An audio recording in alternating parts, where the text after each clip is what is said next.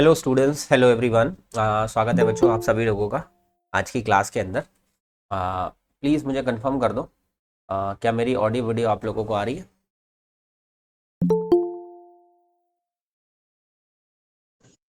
Yes, sir. Yes, sir.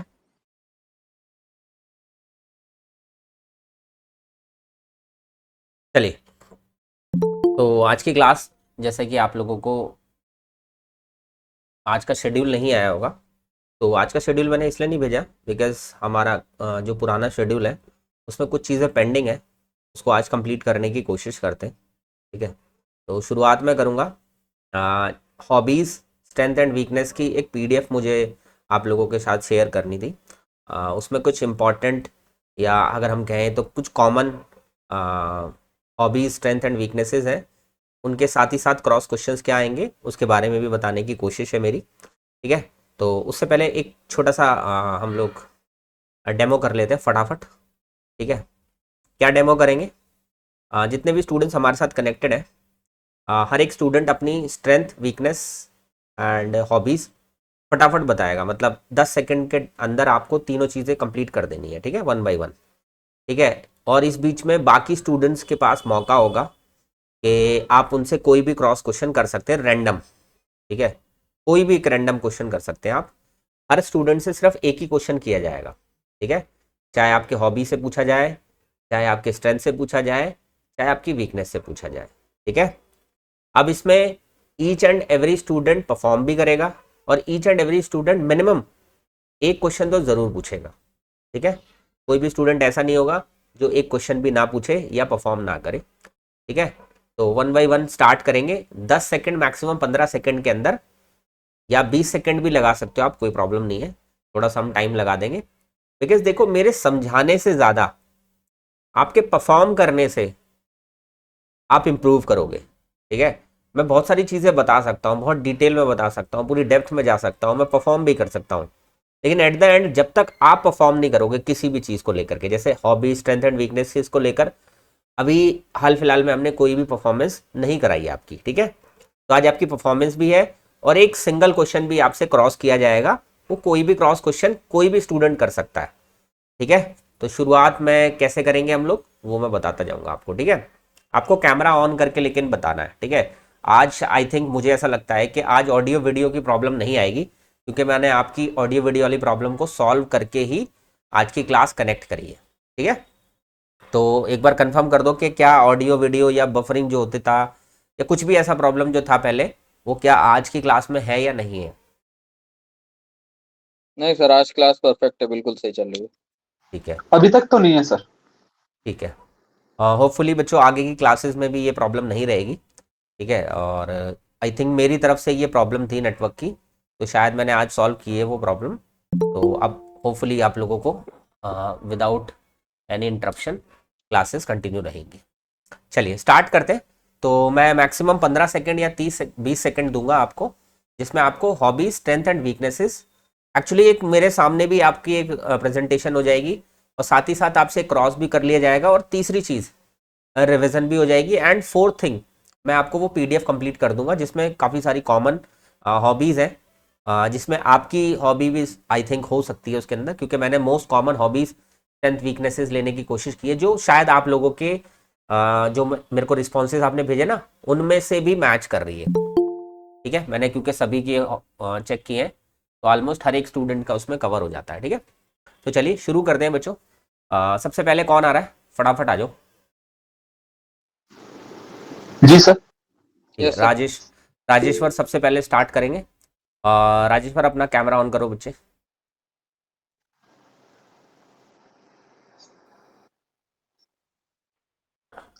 Sir, my hobbies are practicing Surya Namaskar, listening Rajasthani folk music and Punjabi music, playing badminton, and reading about Ayurveda.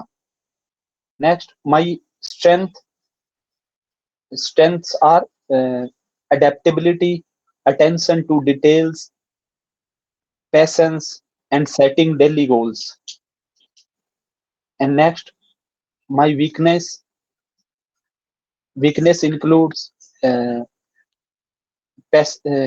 emotional procrastinating nature, or and more screen timing.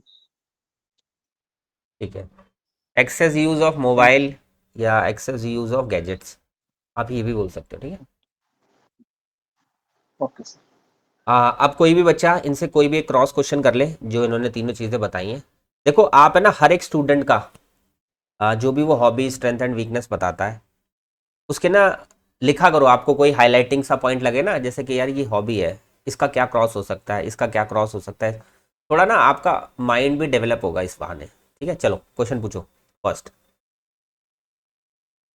कोई भी student पूछ सकता है अपना camera on करके, या sorry mic भी on करके पूछ सकता है अगर कैमरा ऑन नहीं करना तो।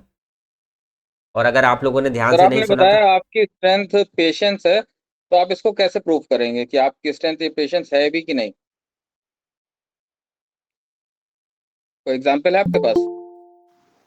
जैसे पेशेंस का ये है कि जैसे जब भी वर्क प्रेशर ज्यादा होगा, जैसे मार्च के महीने में मैं एक्चुअली नोटिसिंग के लिए बहुत ज्यादा प्रेशर होता है करनी है, तो वहां पेशेंस रख के ही वो काम किया जाएगा, अदरवाइज वहां चांसेस रहेंगे।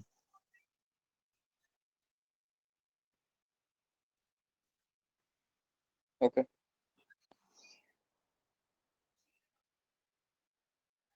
करो बच्चों, कंटिन्यू करो आप। Next. I would sir like to my ask hobbies are a gardening. question. Sorry, हाँ sorry, sir. Continue. ओके, हाँ प्लीज कंटिन्यू। रजत आप कंटिन्यू करो। So I would like to ask sir that how would he deal with procrastination if a student tells him that he's also facing this? How would he help him to solve this? Sir actually मैंने non teaching के लिए apply किया है, तो students वाला तो angle नहीं आएगा। वैसे मैं प्रोक्रेस्टिनेशन को अवॉइड करने के लिए, जैसे मैंने मेरी स्ट्रेंथ में भी ये चीज कही है कि मैं डेली अपने जो गोल्स हैं वो सेट करता हूँ। जो भी जितनी कोशिश होती है कि जैसे मेरे को पता है कि मेरी ये वीकनेस है, तो उसको ध्यान में रखते हुए, ठीक है, उस पे काम किया जाता है कि चीजों की डिले ना हो, जिसकी वजह से मेरे डिले की वजह से मेरी पर्सनल लाइफ में या प्रोफेशनल लाइफ में कोई भी प्रॉब्लम हो। इसलिए मैं अपने जो भी गोल्स हैं उनको डेली सेट करता हूँ। ठीक है, Thank you, sir. Okay okay Rajeshwar. Next कौन स्टूडेंट आ रहा है? Thank you sir. Next mic on करके आकाश। Sorry sorry. कोई नहीं। My hobbies are cooking, gardening, and reading Hindi story books and poems. My strengths are I am a self-motivated, hardworking, and dedicated person. I am also a quick learner. My weaknesses are sometimes I become a overthinker and a forgetful person, but I am working on them to correct them. ठीक है, कोई cross करो बच्चों।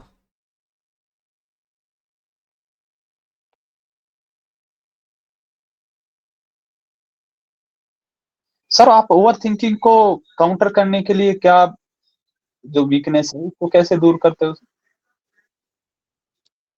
Sir मेरी over thinking ऐसी है ना कि जैसे मैं पहले बता चुका हूँ कि कभी कभी ऐसा होता है कि मेरा एग्जाम है या मुझे कहीं घूमने जाना है, तो मुझको रात को मतलब उसके बारे में मैं सोचता रहता हूँ, मुझको नींद नहीं आती, तो उसके लिए मैं फिजिकल एक्सरसाइजेस कर लेता हूँ थोड़ी सी, तो थोड़ी सी थकावट आ जाती है शरीर को, आराम से नींद आती है, तो वो सिचुएशन दूर हो जाती है।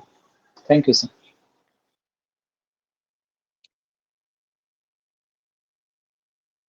चलिए नेक्स्ट, कोई बच्चा पूछना चाहे तो प्लीज पूछ लो।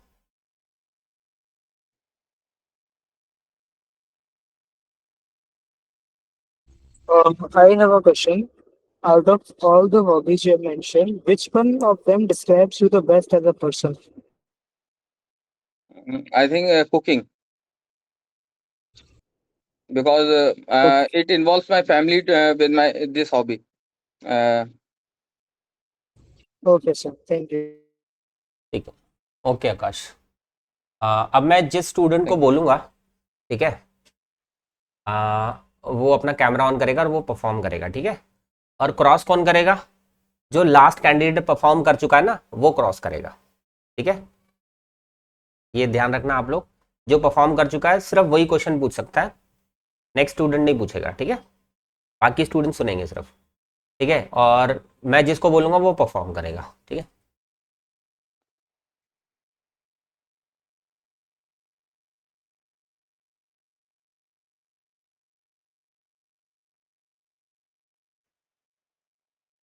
ठीक है, रीना कैमरा ऑन करो बेटा।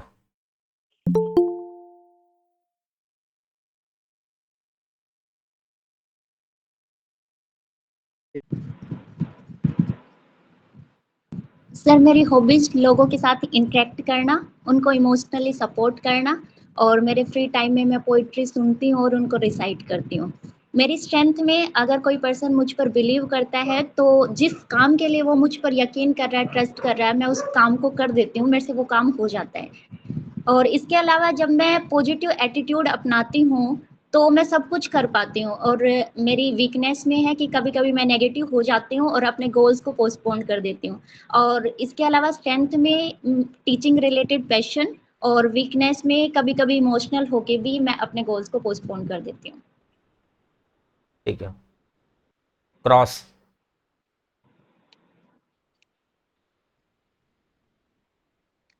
मैम आपने कहा कि आप इंटरेक्शन करती हैं लोगों से, ये आपकी हॉबी है, और हाँ। तो ये इस हॉबी को परफॉर्म करने के लिए अगर कोई इंट्रोवर्ट पर्सन है जो ज़्यादा बातचीत नहीं करता, तो उसके साथ में ये हॉबी कैसे वर्क करेगी? सर जैसे मैंने 1 ईयर टीचिंग की है तो वहाँ पे मैंने एक लेक्चर में अपने फोबिया रिलेटेड बातें की।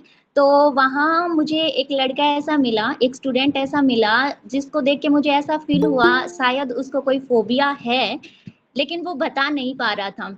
तो वहाँ पे एक टीचर लगाया हुआ था कि जो इस फोबिया रिलेटेड जो भी चीज़ें होंगी इनके साथ डील करेगा। तो मैंने उस बच्चे को उस टीचर के साथ मिलवाया और उसने उस टीचर के साथ डिस्कस किया उसकी क्या प्रॉब्लम थी और कौन सा उसको फोबिया था। और उसके बाद उसने आके मुझे थैंक यू बोला। तो इससे साफ दिखाई दे रहा है कि आई थिंक मैं फेस पढ़ के बता पाऊंगी कि कौन इस प्रॉब्लम से सफर कर रहा है या नहीं कर रहा है। ओके मैम एक क्वेश्चन था मैम, जो आपने ट्रस्ट हाँ। का बताया कि आप ट्रस्ट किसी कोई करेगा आप पे या आप उस पे ट्रस्ट करोगे तो कुछ भी काम कर देते हो, उसका क्या था? मैं उस पे नहीं, कोई मुझ पे ट्रस्ट करेगा तो हाँ, आप तो पे ट्रस्ट, ऐसे। हाँ। कोई क्या जैसे। एग्जांपल, जैसे क्या? हाँ। हाँ, इसी के मैं 2 एग्जांपल्स देना चाहूंगी। मैं मास्टर्स इन फिजिक्स कर रही थी और एमएससी सेकंड सेम के पेपर थे मेरे, और मुझे लगा मुझसे नहीं हो पाएगा तो मैं छोड़ रही थी। मैं सोच रही थी कि मैं इस बार छोड़ देती हूँ और मैं री के पेपर दे लूंगी। लेकिन वहाँ पे एक टीचर थी जिन्होंने मुझे मोटिवेट किया और उन्होंने कहा कि मुझे फुल ट्रस्ट है तुम पे कि तुम कर जाओगी, और जैसे तुम परफॉर्म कर सकती हो वैसे तो कोई भी नहीं कर सकता। और केवल 15 दिन बचे थे पेपरों के। तो उस टीचर की वजह से मैंने दोबारा से अपना काम स्टार्ट किया और रिजल्ट ये निकला कि मैंने उन एग्जाम्स में टॉप किया, यूनिवर्सिटी टॉप किया मैंने। और इसके अलावा सेकंड, जैसे मैं टीचिंग कर रही थी तो उस टाइम। 1 सेकेंड, हाँ। ये ट्रस्ट नहीं, ये मोटिवेशन में नहीं आ जाएगा मैम? क्या आप मैम ये, डिमोटिवेटेड, हाँ मेरा भी यही मोटिवेशन क्वेश्चन करा, था, मैं उन्होंने भी आपसे आपको यही कहने मोटिवेट वाला था। किया, आपने टॉप करा? उन्होंने मुझे मोटिवेट किया, इसके अलावा उन्होंने मुझ पर ट्रस्ट भी दिखाया। उन्होंने ये बोला कि तुझे लगता है कि तू नहीं कर सकती, लेकिन मुझे तो लगता है कि तू कर सकती है। तो मैम मैम इस ये कंडीशन में तो ट्रस्ट अगर आपको आपकी, कोई आगे मोटिवेशनल पर्सन नहीं मिलेगा तो आप अपना वर्क छोड़ देंगी? नहीं नहीं, मैं अब सेल्फ पे वर्क कर रही हूँ तो मैं सोच रही हूँ कि मैं सेल्फ डिपेंडेंट बन जाऊँ। अभी तक मैं दूसरों पे डिपेंडेंट थी, लेकिन अब मैं अपने ऊपर काम कर रही हूँ। मैं अपनी इस वीकनेस को ओवरकम करने की लगातार कोशिश कर रही हूँ। एक मैम आप कह रहे थे मैं नेगेटिव और इमोशनल दोनों ही आपने एंगल से कहा कि दोनों होके मैं किसी भी काम को प्रोक्रेस्टिनेट कर देती हूँ, टाल देती हूँ, हाँ। तो उसको हाँ। अवॉइड करने के लिए आप क्या करते हो? कैसे ये तो दिक्कत करेगा आगे? नहीं, जैसे इसी चीज पे काम करने के लिए मैंने थेरेपी सेशंस भी लिए हैं बहुत सारे, और मैंने दूसरों से भी सीखा है कि वो किस तरीके से ओवरकम करते हैं अपने। और मैंने ये देखा है कि इसका सबसे बेस्ट तरीका है रियली स्विच वर्ड्स का यूज करना, जैसे लेट गो टेक्निक का यूज करना, कि जो चीज हमें हमारे फेवर में नहीं है उसके लिए हमें लेट गो करना पड़ेगा। Thank you. ठीक है रीना, अच्छा है काफ़ी। अभी मैं Thank एक you. पॉइंट था वो समझाता हूँ थोड़ा सा। जैसे बच्चों ने कहा कि हाँ ये मोटिवेशन हो सकता है, ठीक है, क्योंकि कोई अगर आपके ऊपर ट्रस्ट जी करता है तो आपका वो काम वो परफॉर्म करने में आपको मज़ा आता है। हाँ, ये पार्ट ऑफ मोटिवेशन है, क्योंकि देखो हम एक्सटर्नल कोई ना कोई ऐसा प्रेशर होता है या एक्सटर्नल कोई ट्रस्ट बनाता है हमारे ऊपर, हमारे अंदर तभी मोटिवेशन आती है। तो वो पार्ट ऑफ मोटिवेशन है। अगर आपसे बोला जाए कि ये मोटिवेशन होगा कि हाँ सर ये पार्ट ऑफ मोटिवेशन है, कि अगर कोई भरोसा बनाता है मेरे ऊपर तो उस चीज़ से मैं मोटिवेट होती हूँ, समझ रहे हो आप? पार्ट ऑफ मोटिवेशन होता है एक्चुअली। क्या है, जो एक्सटर्नल फैक्टर्स होते हैं ना, उसमें ये ट्रस्ट वाला पार्ट भी आता है, ठीक है। सर, आपकी वॉइस क्लियर नहीं थी, लास्ट में जो बोला उसको रिपीट करें प्लीज। ठीक है, जैसे अभी बच्चों ने कहा कि ये ट्रस्ट वाला जो आपने बात कही कि कोई मेरे ऊपर ट्रस्ट करता है तो मुझे काम करने में मज़ा आता है और मैं जल्दी परफॉर्म कर लेती हूँ उस चीज़ को, है ना। अगर कोई हाँ ये सर। मुझे भरोसा दिखाता है मेरे ऊपर तो मैं उस चीज़ को कर जाती हूँ, चाहे मुझे उससे पहले लग रहा हाँ हो चाहे सर। ना लग रहा हो। तो ये पार्ट ऑफ मोटिवेशन है, ठीक है। हमारी मोटिवेशन को ठीक है। हाँ, इंटरनल और एक्सटर्नल मोटिवेशन में जब हम डिवाइड करते हैं तो एक्सटर्नल पार्ट मतलब कोई ना कोई ऐसा पर्सन जो किसी काम के लिए हमें प्रेरित करे या हम पे भरोसा दिखाए, ठीक है। तो आप यहां पर ये कह सकते हो कि हाँ हाँ सर। बिल्कुल ये पार्ट ऑफ मोटिवेशन है मेरा, कि मुझ पे अगर कोई भरोसा दिखाता है तो उससे मैं बहुत ज्यादा मोटिवेट फील करती हूँ, ठीक है। तो इन बच्चों की बात का आप ऐसे भी आंसर कर सकते थे, ठीक ठीक है। ओके ठीक है sir, thank you sir. Okay. Next Kirti, Kirti Rana.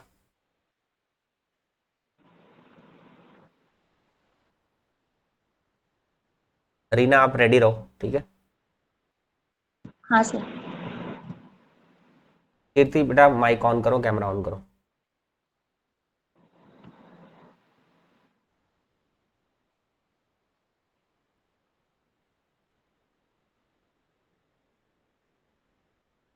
Kirti are you there?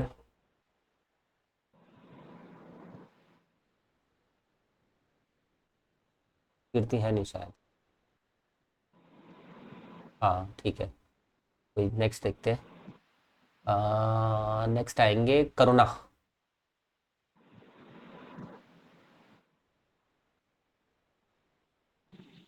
Yes, sir. My hobbies are cooking. Am I audible, sir?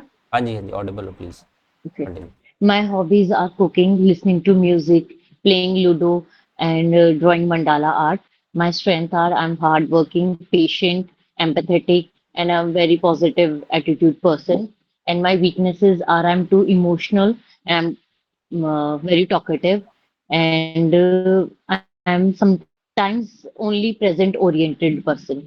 I mean I lack the decision for the future, like कि वो आगे क्या उसके back. Ma'am, आपने बोला कि आप positive attitude रखते हो Yes, और साथ में आपने वीकनेस में ये भी बताया कि आप इमोशनल भी हो। तो yes. जिस टाइम आप इमोशनल होते हो उस टाइम आप किस तरीके से पॉजिटिव एटीट्यूड अडॉप्ट करते हो? In teaching in my professional life, उसमें मेरी weakness is like emotional. So I would like to say कि at that time I will talk less. मेरी emotions मैं अपने control करूंगी इस time पे emotions.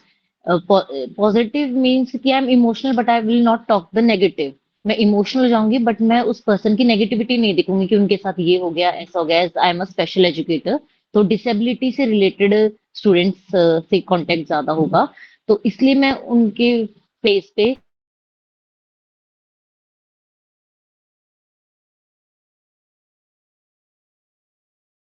कुछ अनेबल फील करा रहा हूँ उनको, they are not able to do it. So I will keep a positive attitude. मैं पॉजिटिव रहूंगी, इमोशनल हूँ but I will still be a positive that you can do it, ताकि मैं चाइल्ड को मोटिवेट कर सकूँ, ना कि उसे डीमोटिवेट कर सकूँ। मैम, एक्चुअली मेरा क्वेश्चन ये था कि जब आप इमोशनल होंगे तो आप अपने लिए कैसे पॉजिटिव एटीट्यूड अपनाओगे? उसी का अपना ही आंसर मैं बोल रही हूँ कि अपने लिए मैं उस टाइम पे I will talk less, means मैं इमोशनल हो गई हूँ, तो मैं as मैंने वीकनेस भी बोला कि मैं टॉकेटिव भी बहुत ज्यादा हूँ, मैम, तो इससे मैं तो उस टाइम दूसरों पे को इफेक्ट नहीं पड़ेगा, आपके इमोशनल वीकनेस की वजह से दूसरे इम्पैक्ट नहीं होंगे, लेकिन आप तो इम्पैक्ट होंगे उस टाइम पे, तो उस टाइम पे आप खुद को कैसे हैंडल करेंगे? मेनली तो इमोशनल पे मैं यही अगेन बोलना चाहूंगी कि उस टाइम पे मैं बहुत ज्यादा ना बोल के कि आई एम इमोशनल, तो मैं अपने बहुत लाइक मैं अपने वर्ड्स जो मैं इमोशनल अंदर फील कर रही हूँ, मैं उसको अपने टॉकेटिव वर्ड्स में नहीं लेके आऊंगी। उसको मैं अपने अंदर ही रखूंगी ताकि मैं उस चीज को शो ना कर सकूं कि मैं बहुत ज्यादा इमोशनल हो रही हूँ। तो इस वे में मैं खुद को कंट्रोल करूंगी ताकि वो सामने वाले के पास ना पहुंचे।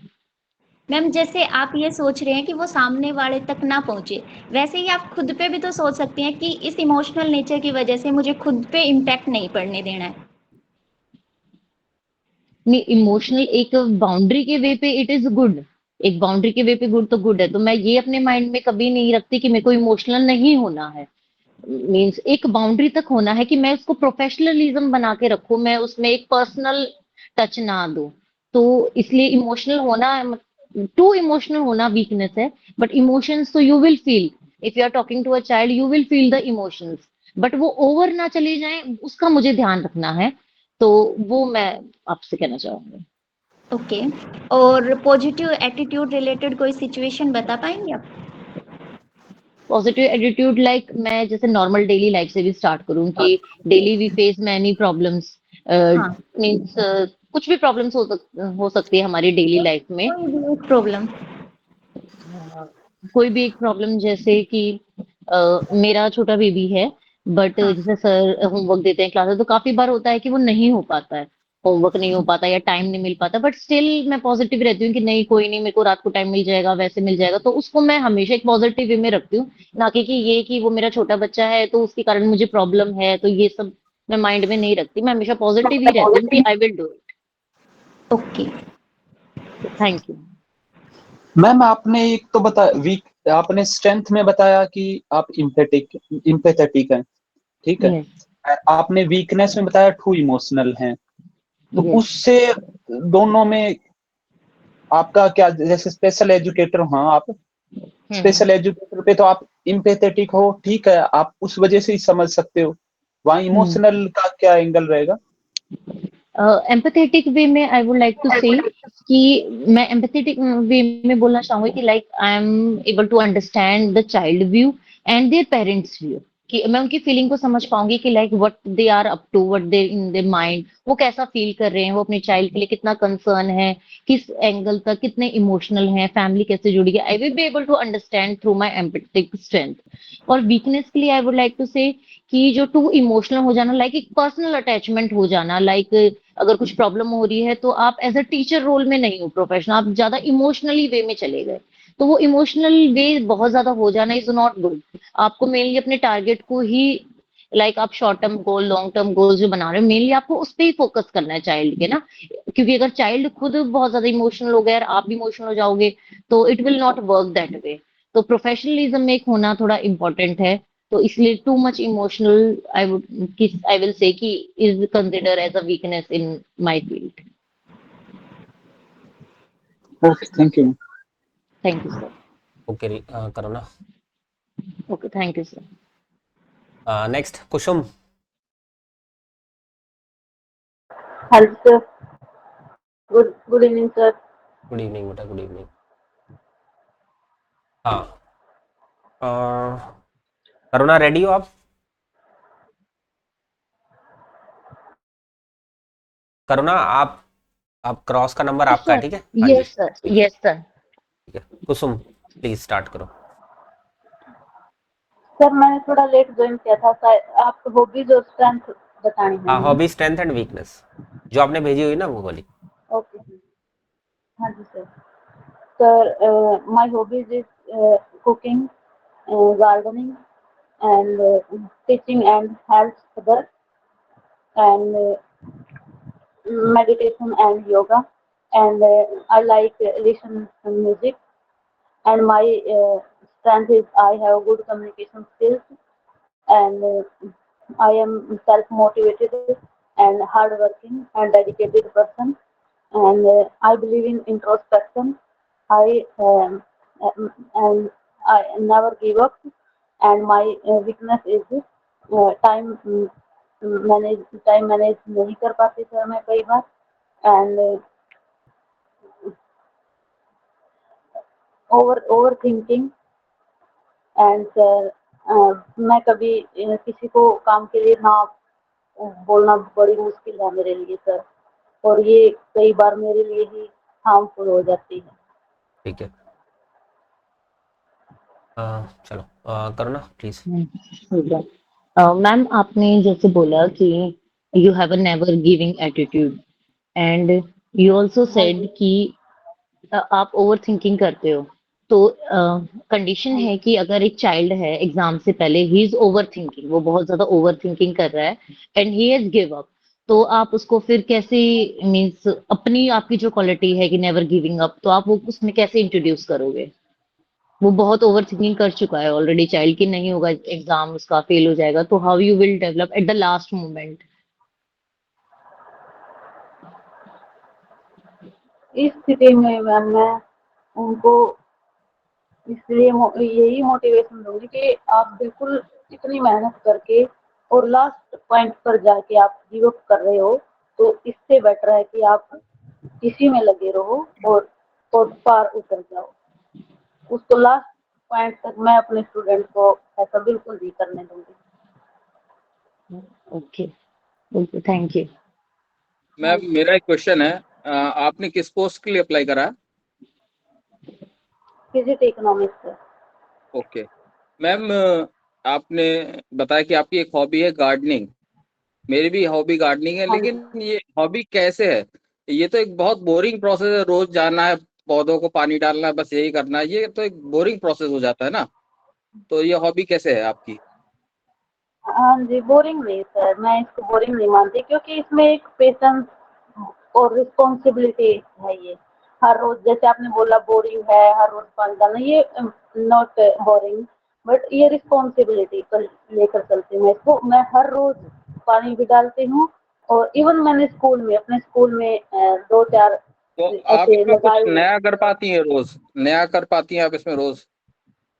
उनको देखना, वो जैसे बढ़ रहे हैं धीरे धीरे, उनके जो अलग अलग सिम्टम्स हैं वो बिल्कुल हर रोज नया, उनके कलियां ऐसे निकली दिखती है मुझे, ओके ओके। और उसके लिए बहुत पेशेंस की जरूरत होती है।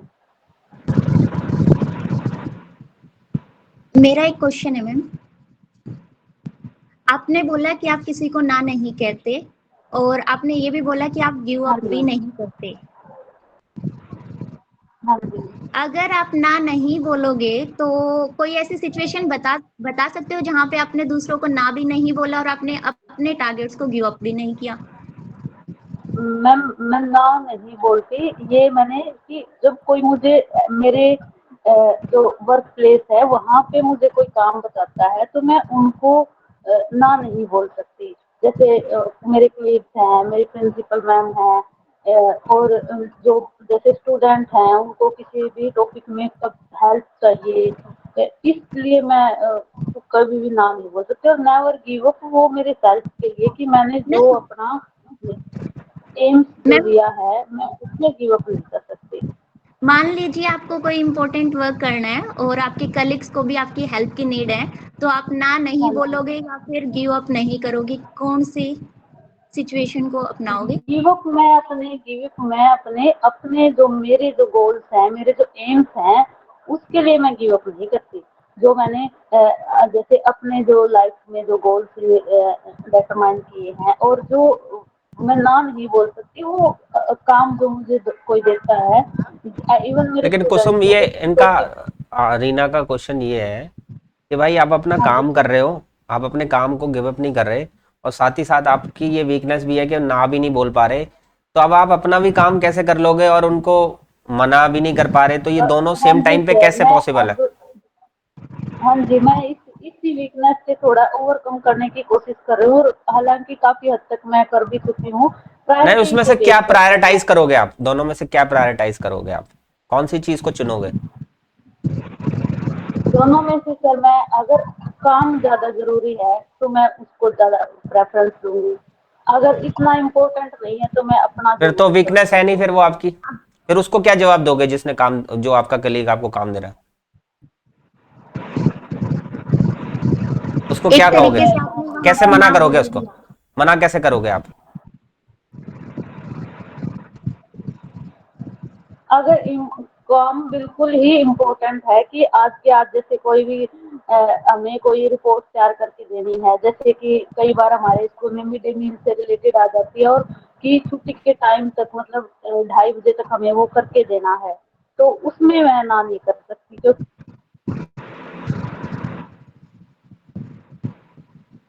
ठीक है, मैं आपकी बात समझ वो गया। हमें आपको बिल्कुल अगर मना लेके करना है देना तो कैसे मना करोगे वो बताओ मेरे को। आपको अपना काम करना है, अब आप उसको मना करोगे, कैसे मना करोगे वो बताओ। मैं ऐसे मना कर सकती हूँ सर, मुझे लग रहा है कि कई बार ये जैसे कोई डाक भेजनी है कि 2-4 दिन उसमें बाकी हैं और मैं अपना काम भी मेरे लिए है, तो मैं अपने काम को प्रेफरेंस दूंगी, तो अगर उसको उसमें थोड़ा टाइम है तो सर। मैम आप यहाँ उनको ना करने की बजाय ये बोल सकते हैं कि मैं पहले अपने वर्क पे, क्योंकि ये बहुत ज़्यादा इम्पोर्टेंट है, उस पर फोकस कर लूँ और हाँ देन मैं जी, आपकी हेल्प जरूर करूँगी। हाँ, तो अगर हाँ, वो उसी दिन देना है तो मैं उसको ना नहीं बोल सकती, अगर उसमें टाइम है 2-4 दिन का टाइम है तो पहले मैं अपना काम करती हूँ फिर उनका करवा देती हूँ, अगर मेरे पास टाइम बचता है तो। ओके। हाँ जी, ओके, बढ़िया कुसुम, क्या करा। थैंक और नेक्स्ट आप प्रभा।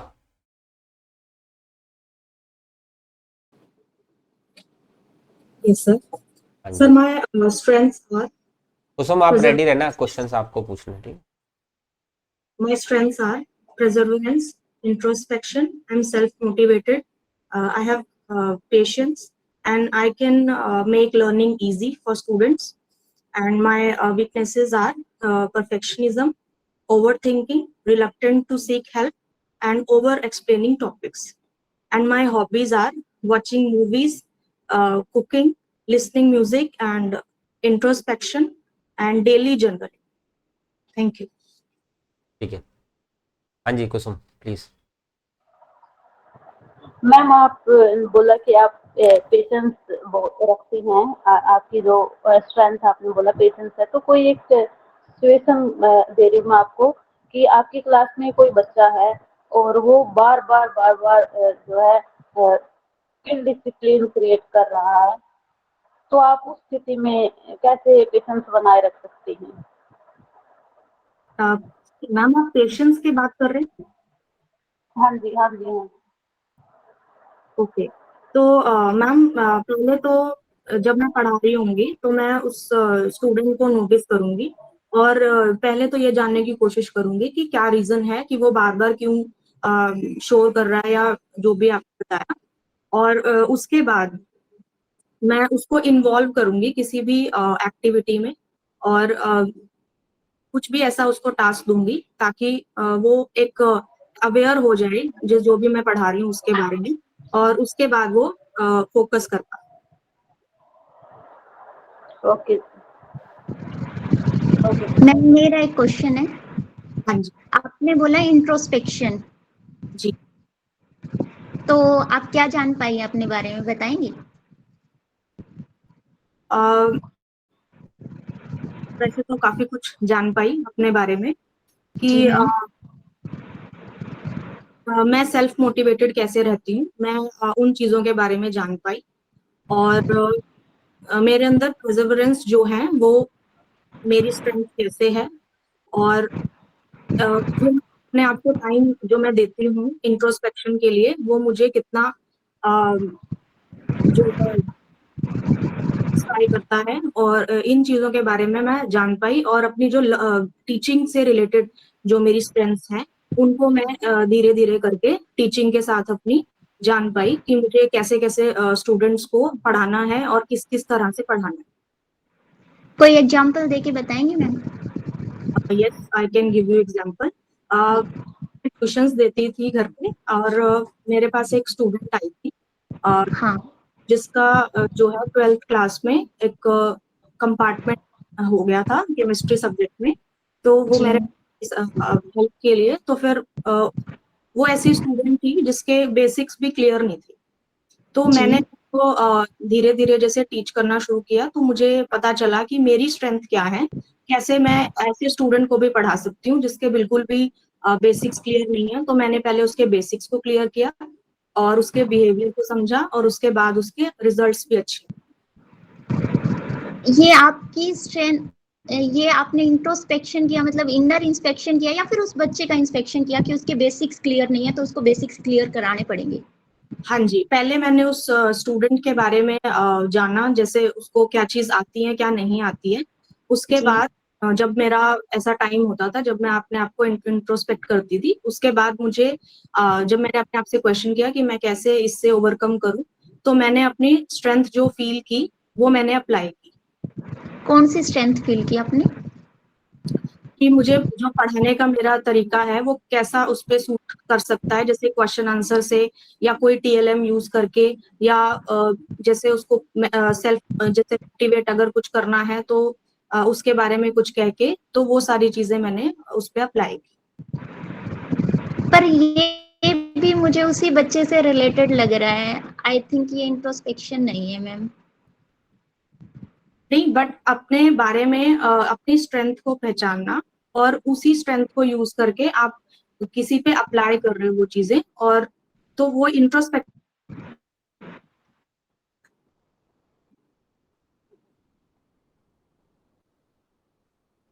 वो बताएंगे कुछ इंट्रोस्पेक्शन?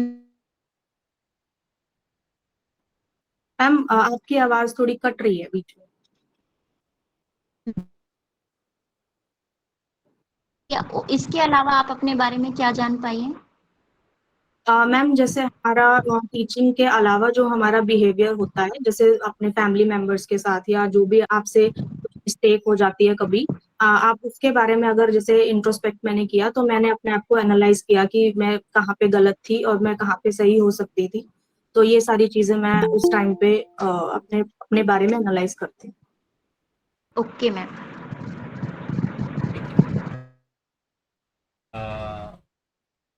ओके प्रभा, अब आप रेडी रहना, next candidate yes.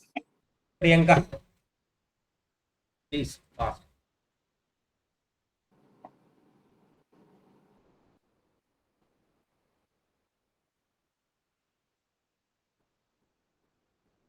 Priyanka, are you there?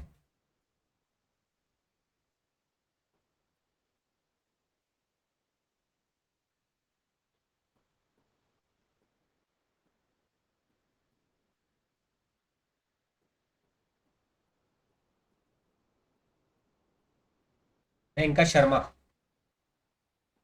Are you there? Please अपना माइक और कैमरा ऑन कीजिए। Good evening, sir. Evening.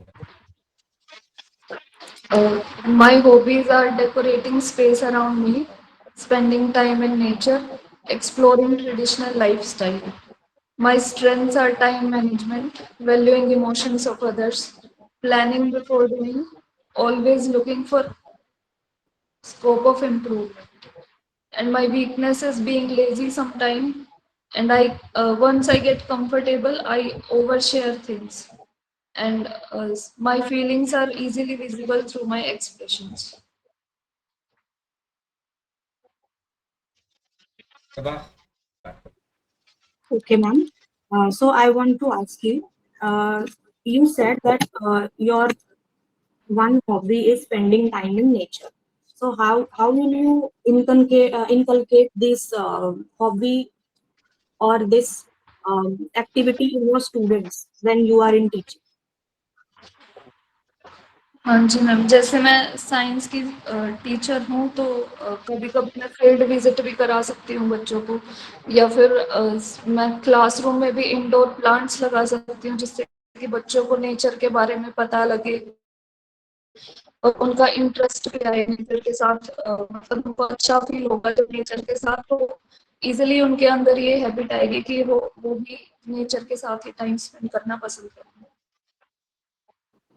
Okay, okay, ma'am.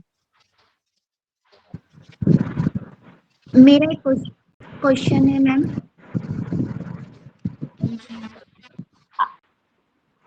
आपने बोला प्लानिंग बिफोर डूइंग, करने से पहले आप प्लान तैयार करते हो। मैम आपको आवाज आ रही है? हाँ जी मैम। मान लो आपने लेक्चर प्लान नहीं किया है और आपको लेक्चर डिलीवर करना है, तो क्या करोगे फिर? आप कैसे करोगे डिलीवर? मैम जब काफी टाइम से टीचिंग के अंदर मैं होंगी तो वैसे भी मुझे बेसिक आइडिया तो रहेगा ही कि कैसे किस स्टेप पे मुझे क्या डिलीवर करना है, और बुक्स वगैरह होंगी तो उनकी हेल्प से मैं इजीली शायद बच्चों को पढ़ा पाऊंगी बिना प्लानिंग के भी। वैसे तो मोस्टली मतलब ऐसा ही रहेगा कि मैं प्लान करके ही जाऊँ कोई भी लेक्चर। आप साइंस की टीचर है ना मैम? हाँ जी। साइंस का टॉपिक आप पढ़ा दोगे। मान लो आपको साइंस के अलावा कोई और क्लास, मतलब किसी और सब्जेक्ट की क्लास लेनी है और लेक्चर डिलीवर करना है, तो हाँ वहां जी। पे उस सिचुएशन में क्या करोगे? उस सिचुएशन तो मैम बुक का ही सहारा लेना पड़ेगा। बुक्स में जैसे जैसे कंटेंट लिखा हुआ है उसी हिसाब से मैं पढ़ा पाऊंगी। वैसे अगर मुझे बेसिक नॉलेज तो होगी, क्योंकि छोटे मतलब बच्चों वाला जो बुक्स होती है उनका थोड़ा बहुत तो पता ही होता है, और बुक्स में जिस हिसाब से लिखा होता है फिर उसी हिसाब से पढ़ा। Okay ma'am. मैम आपने एक हॉबी बताई अपनी, ट्रेडिशनल लाइफस्टाइल में रहना आपको पसंद है। इस हॉबी को कैसे आप परफॉर्म करती हैं? आप इसके लिए क्या करती हैं आप? सर जैसे मैं हरियाणा से हूँ तो जैसे मेरे घर में मेरे ग्रैंड मदर भी हैं, मेरी मम्मी भी हैं, तो मैं उनसे अक्सर पूछती हूँ कि पहले जमाने में कैसे रहते थे, कैसे। स्पेशली तो मुझे ज्यादा इंटरेस्ट है कि घर को कैसे मेंटेन रखते थे, कि जैसे पहले दिखते थे हमारे यहाँ पे ना आंगन वगैरह को, और आंगन में पेड़ होते थे, तो मैं ज्यादातर उनसे पूछती रहती हूँ और मतलब ट्राई करती हूँ कि मैं भी ऐसा कुछ कर पाऊँ या आगे। तो इसमें क्या चैलेंजेस कोई फील करती हैं आप? जैसे पहले ट्रेडिशनली में इलेक्ट्रिसिटी नहीं थी या और सुख सुविधाएं नहीं थी, तो उनको कभी आपने ट्राई करा है क्या? चैलेंजेस सर वैसे तो मतलब इसमें आता है कि मैं कोशिश करती हूँ कि मैं ट्रेडिशनल लाइफस्टाइल को वापस लेके आ पाऊँ, लेकिन अब क्योंकि हमें इन सब चीज़ों की आदत हो गया तो वो सब हो नहीं पाता, मतलब प्रैक्टिकली पॉसिबल होता ही नहीं है। हाँ, यही तो मैं पूछ रहा था, इसीलिए तो मैंने पूछा कि आप इस हॉबी को फिर परफॉर्म कैसे कर पाती हैं? सिर्फ मम्मी वही और सर। दादी से बट बातें करके या अपने लिए भी कुछ करके?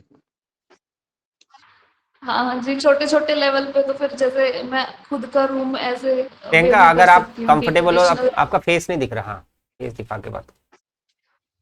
सर क्योंकि मुझे ना फिर आवाज नहीं सुनाई दे रही। अच्छा अच्छा ऐसा।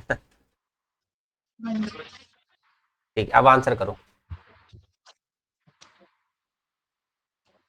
सर क्वेश्चन रिपीट करेंगे? मैंने पूछा कि आपने कहा कि आपके लिए मतलब आजकल ऐसा मुश्किल हो गया है कि आप ट्रेडिशनल लाइफस्टाइल को कंटिन्यू कर पाएं, तो फिर इसको आप परफॉर्म कैसे करती हैं? ये आपकी हॉबी हुई कैसे? मतलब इसको परफॉर्म करने के लिए आप सिर्फ बातें करती हैं अपनी दादी और मम्मी से, या कुछ और अपने लिए भी परफॉर्म करने के लिए कुछ करती हैं? क्योंकि चैलेंजेस तो हैं सर आजकल। नहीं, मैं बड़े लेवल पे तो नहीं, ऑब्वियसली नहीं कर पाती, क्योंकि इतना फिर आसपास वालों का सपोर्ट भी नहीं होता ना, क्योंकि सब अपने हिसाब से ही लाइफ जीना पसंद करते हैं। लेकिन छोटे छोटे लेवल पे जैसे हमारे घर में एक छोटा सा एरिया है जहाँ पे चूल्हा वगैरह है, जो अभी भी मतलब हरियाणा में तो होता ही है जनरली, तो वहां पे मैं अपना मतलब जैसे लिपाई कर लेती हूँ, या फिर हमारे यहाँ ना गेरू की आर्ट होती है, जैसे मैं वो अपने रूम में या अपने आसपास कहीं भी जहाँ सिर्फ मेरी जो चीज है मैं वहां पे परफॉर्म कर लेती हूँ। ओके। ठीक है, डन। ओके प्रियंका, अभी नेक्स्ट अब हम क्या करेंगे, अभी जितने भी स्टूडेंट्स हमारे साथ कनेक्टेड है ना, सब प्लीज़ अपना कैमरा ऑन कर लो। अब मैं जो कैंडिडेट्स बचे होंगे ना, उनसे मैं डायरेक्टली पूछूंगा, ठीक है? और आप सबको मौका मिलेगा आंसर करने का। जितने भी स्टूडेंट्स हैं सब लोग अपना अपना कैमरा ऑन कर लो प्लीज़, ठीक है? नेक्स्ट 5 to 10 मिनट्स के लिए कर लो, जितने भी स्टूडेंट्स हैं सभी, ठीक है? मैं अपनी स्क्रीन को छोटा कर देता हूँ क्योंकि आप सब लोग तभी दिख पाओगे।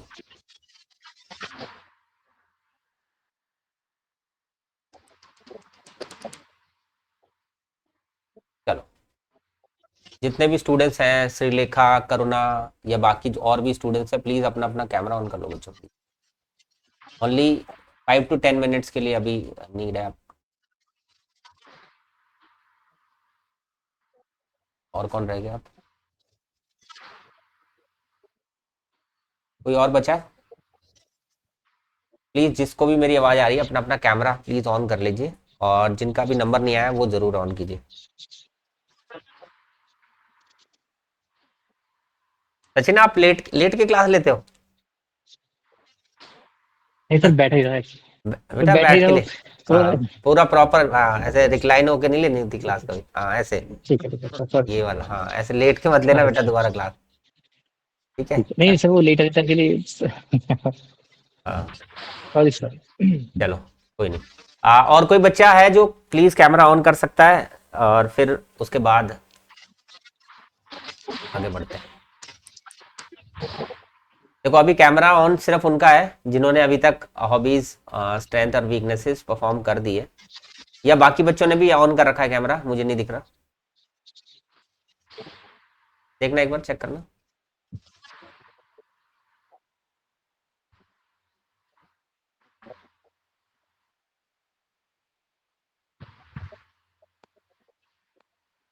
तो सभी के ऑन है, शायद सिर्फ भूमिका जी को छोड़ के। अच्छा सब ऑन है, ठीक है।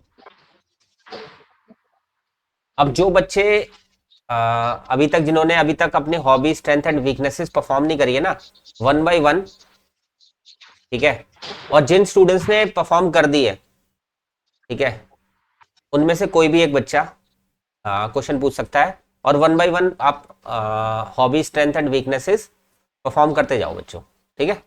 चलो जिस बच्चे ने अभी तक, सचिन से शुरू करेंगे।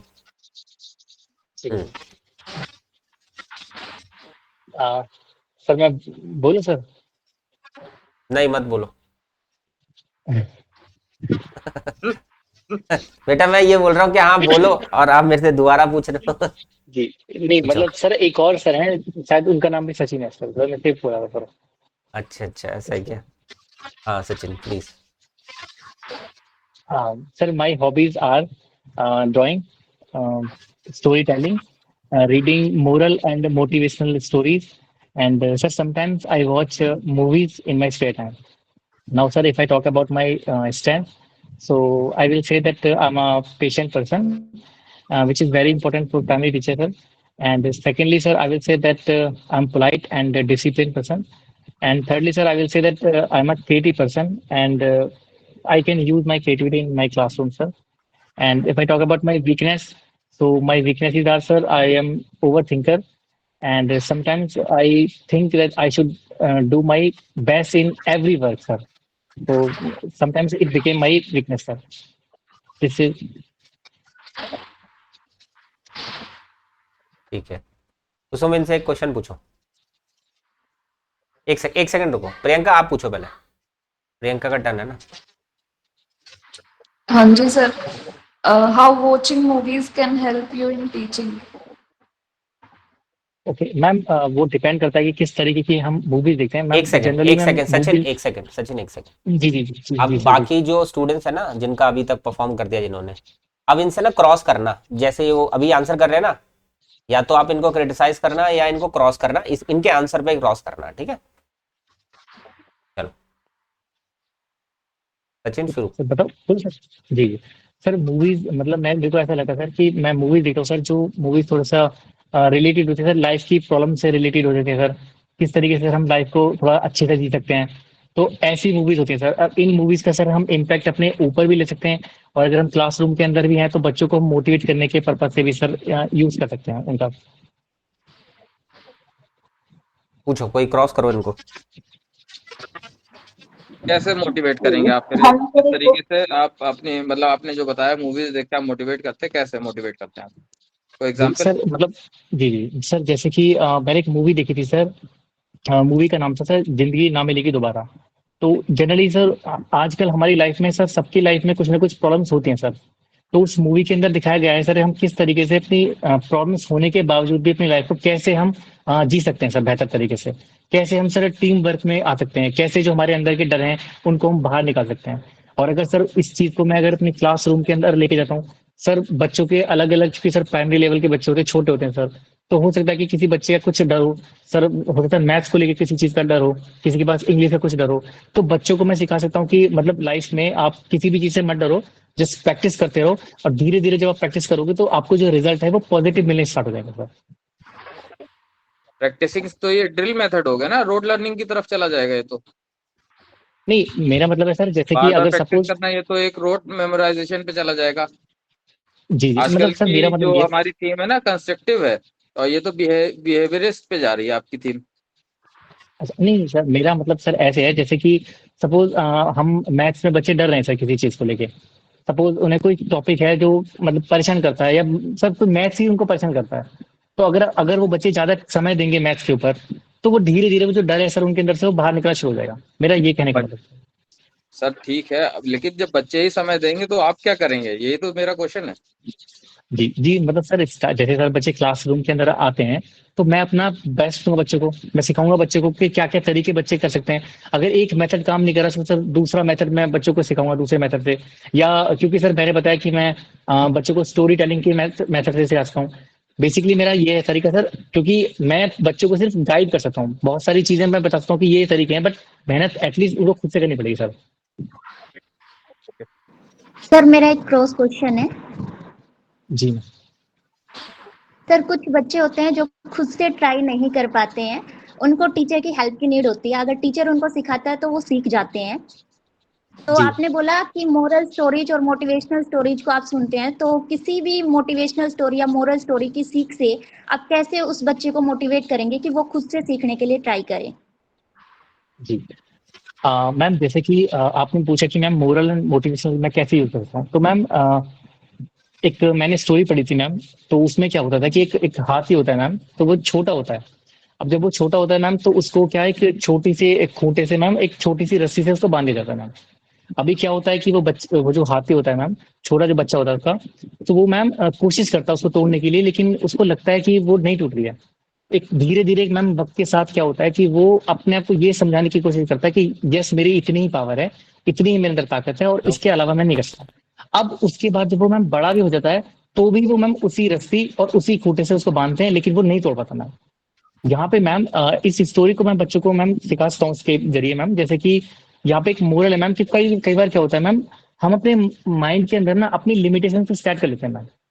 जैसे कि मैंने भी आपको बताया था कि कुछ बच्चे सोचते हैं कि भाई मेरे से मैथ नहीं हो पाएगा, या मेरे को इंग्लिश आएगी नहीं कभी भी।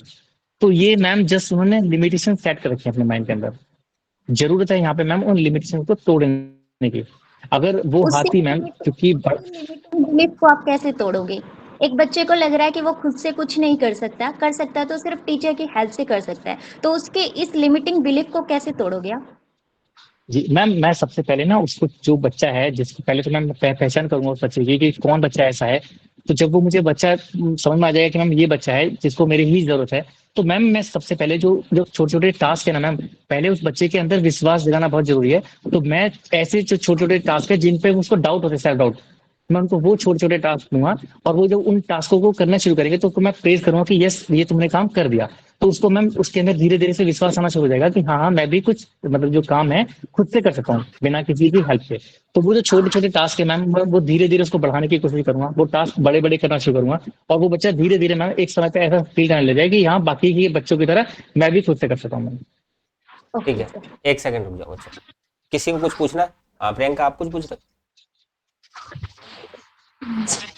ठीक है, अब है ना सचिन को फीडबैक दो। जो भी बच्चा कुछ भी फीडबैक देना चाहता है सचिन को, इनके आंसर्स कैसे रहे, कैसा बोला इन्होंने, क्या सही बोला गलत बोला, कुछ भी जो भी आपके मन में है वो आप प्लीज सचिन को बताओ, कोई ना कोई।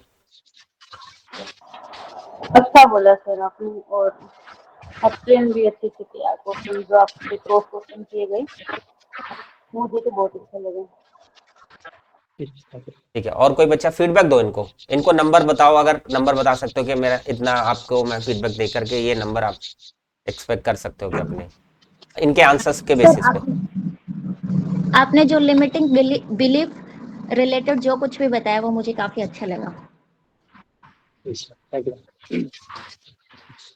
और बताओ, कोई और बच्चा फीडबैक देगा? करुणा कोई फीडबैक देना चाहोगे आप इनको?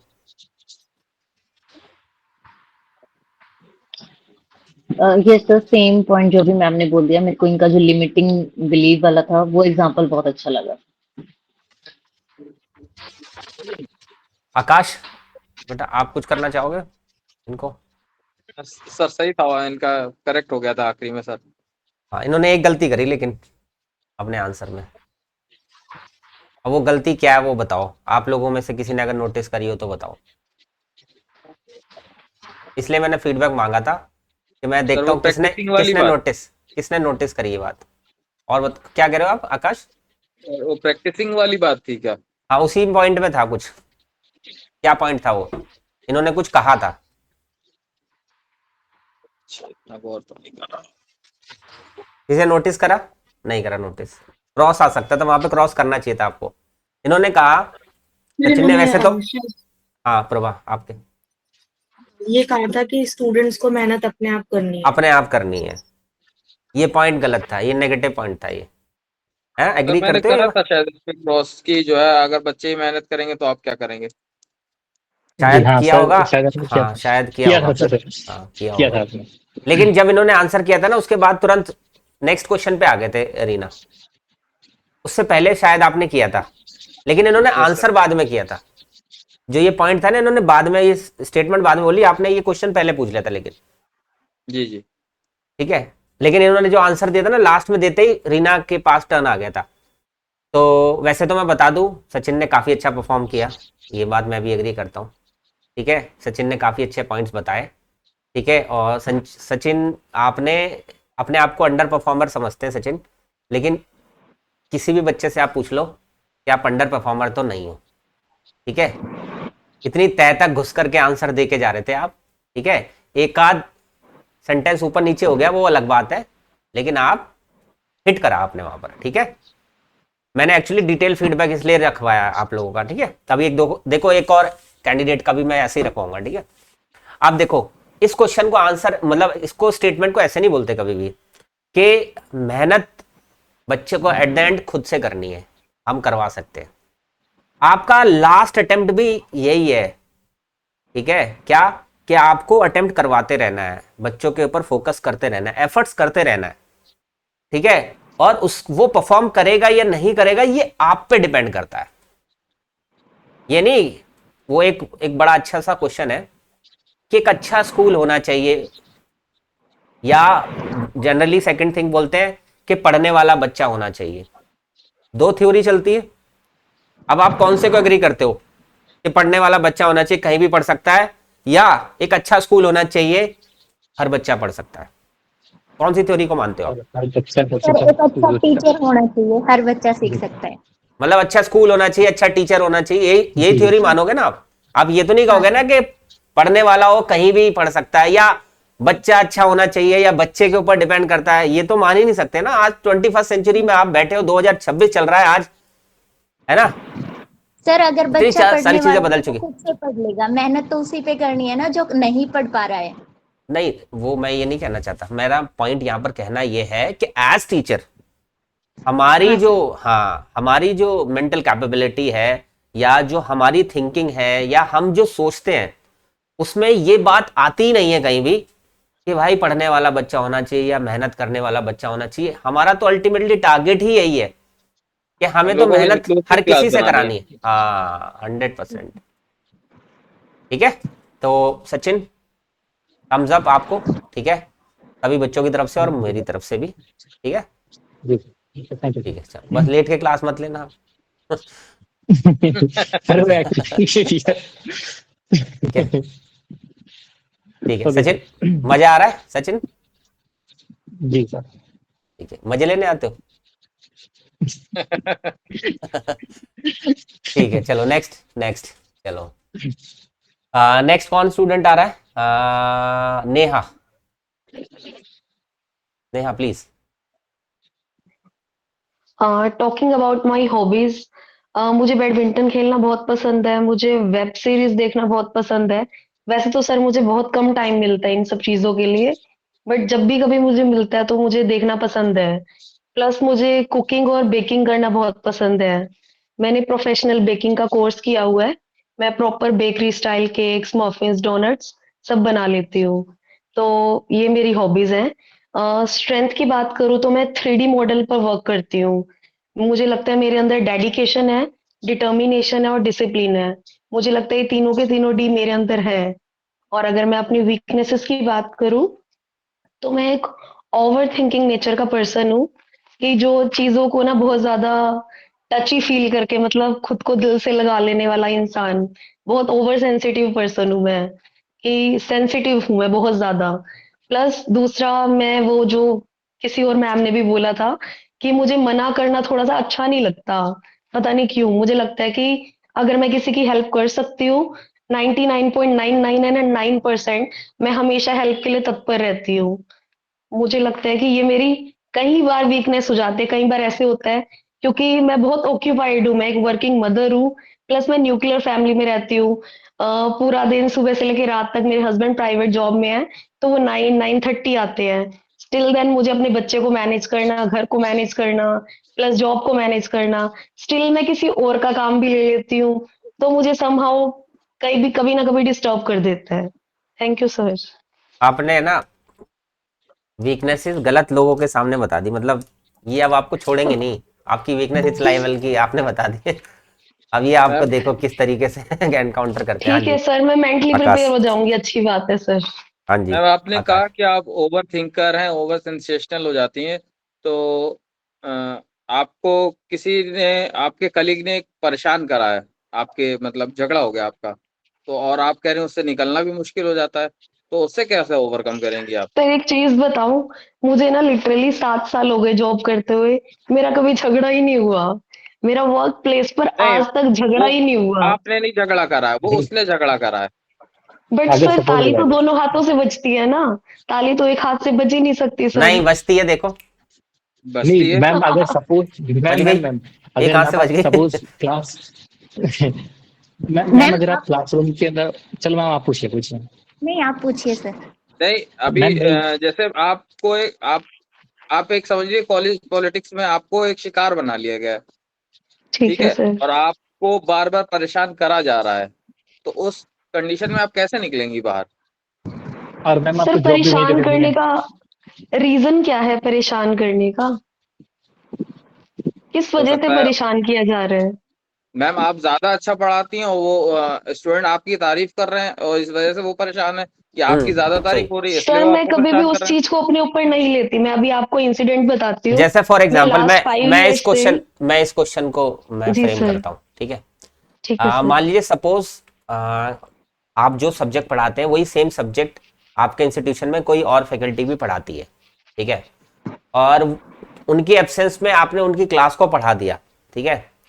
अब आपने उन बच्चों को इतना इन्फ्लुएंस कर दिया, अब वो शायद आपने उन बच्चों को इस मैनर में इन्फ्लुएंस कर दिया कि वो बच्चे सिर्फ आपसे ही पढ़ना चाहते हैं, और आपसे पढ़ने की वजह से वो शायद दूसरे टीचर को आ, इस नजर से नहीं देख रहे कि शायद ये हमें पहले अच्छा पढ़ाते थे, मैम ने आज हमारी आंखें खोल दी, और शायद हो सकता है मैम 2-3 दिन बाद मैम की तरफ से भी उनकी आंखें खुल जाए। मतलब कहने का मतलब ये है कि वो टीचर भी इतना अच्छा पढ़ाते हैं, लेकिन डेली बेसिस पर जो पढ़ाना चाहिए, जिस रूटीन में चलना चाहिए, वो रूटीन आप भी फॉलो करते हैं। लेकिन जब हम किसी क्लास को एडॉक बेसिस पे या कुछ टेम्परेरी बेसिस पर पढ़ाने जाते हैं तो हम थोड़ा सा क्रीम लेकर जाते हैं।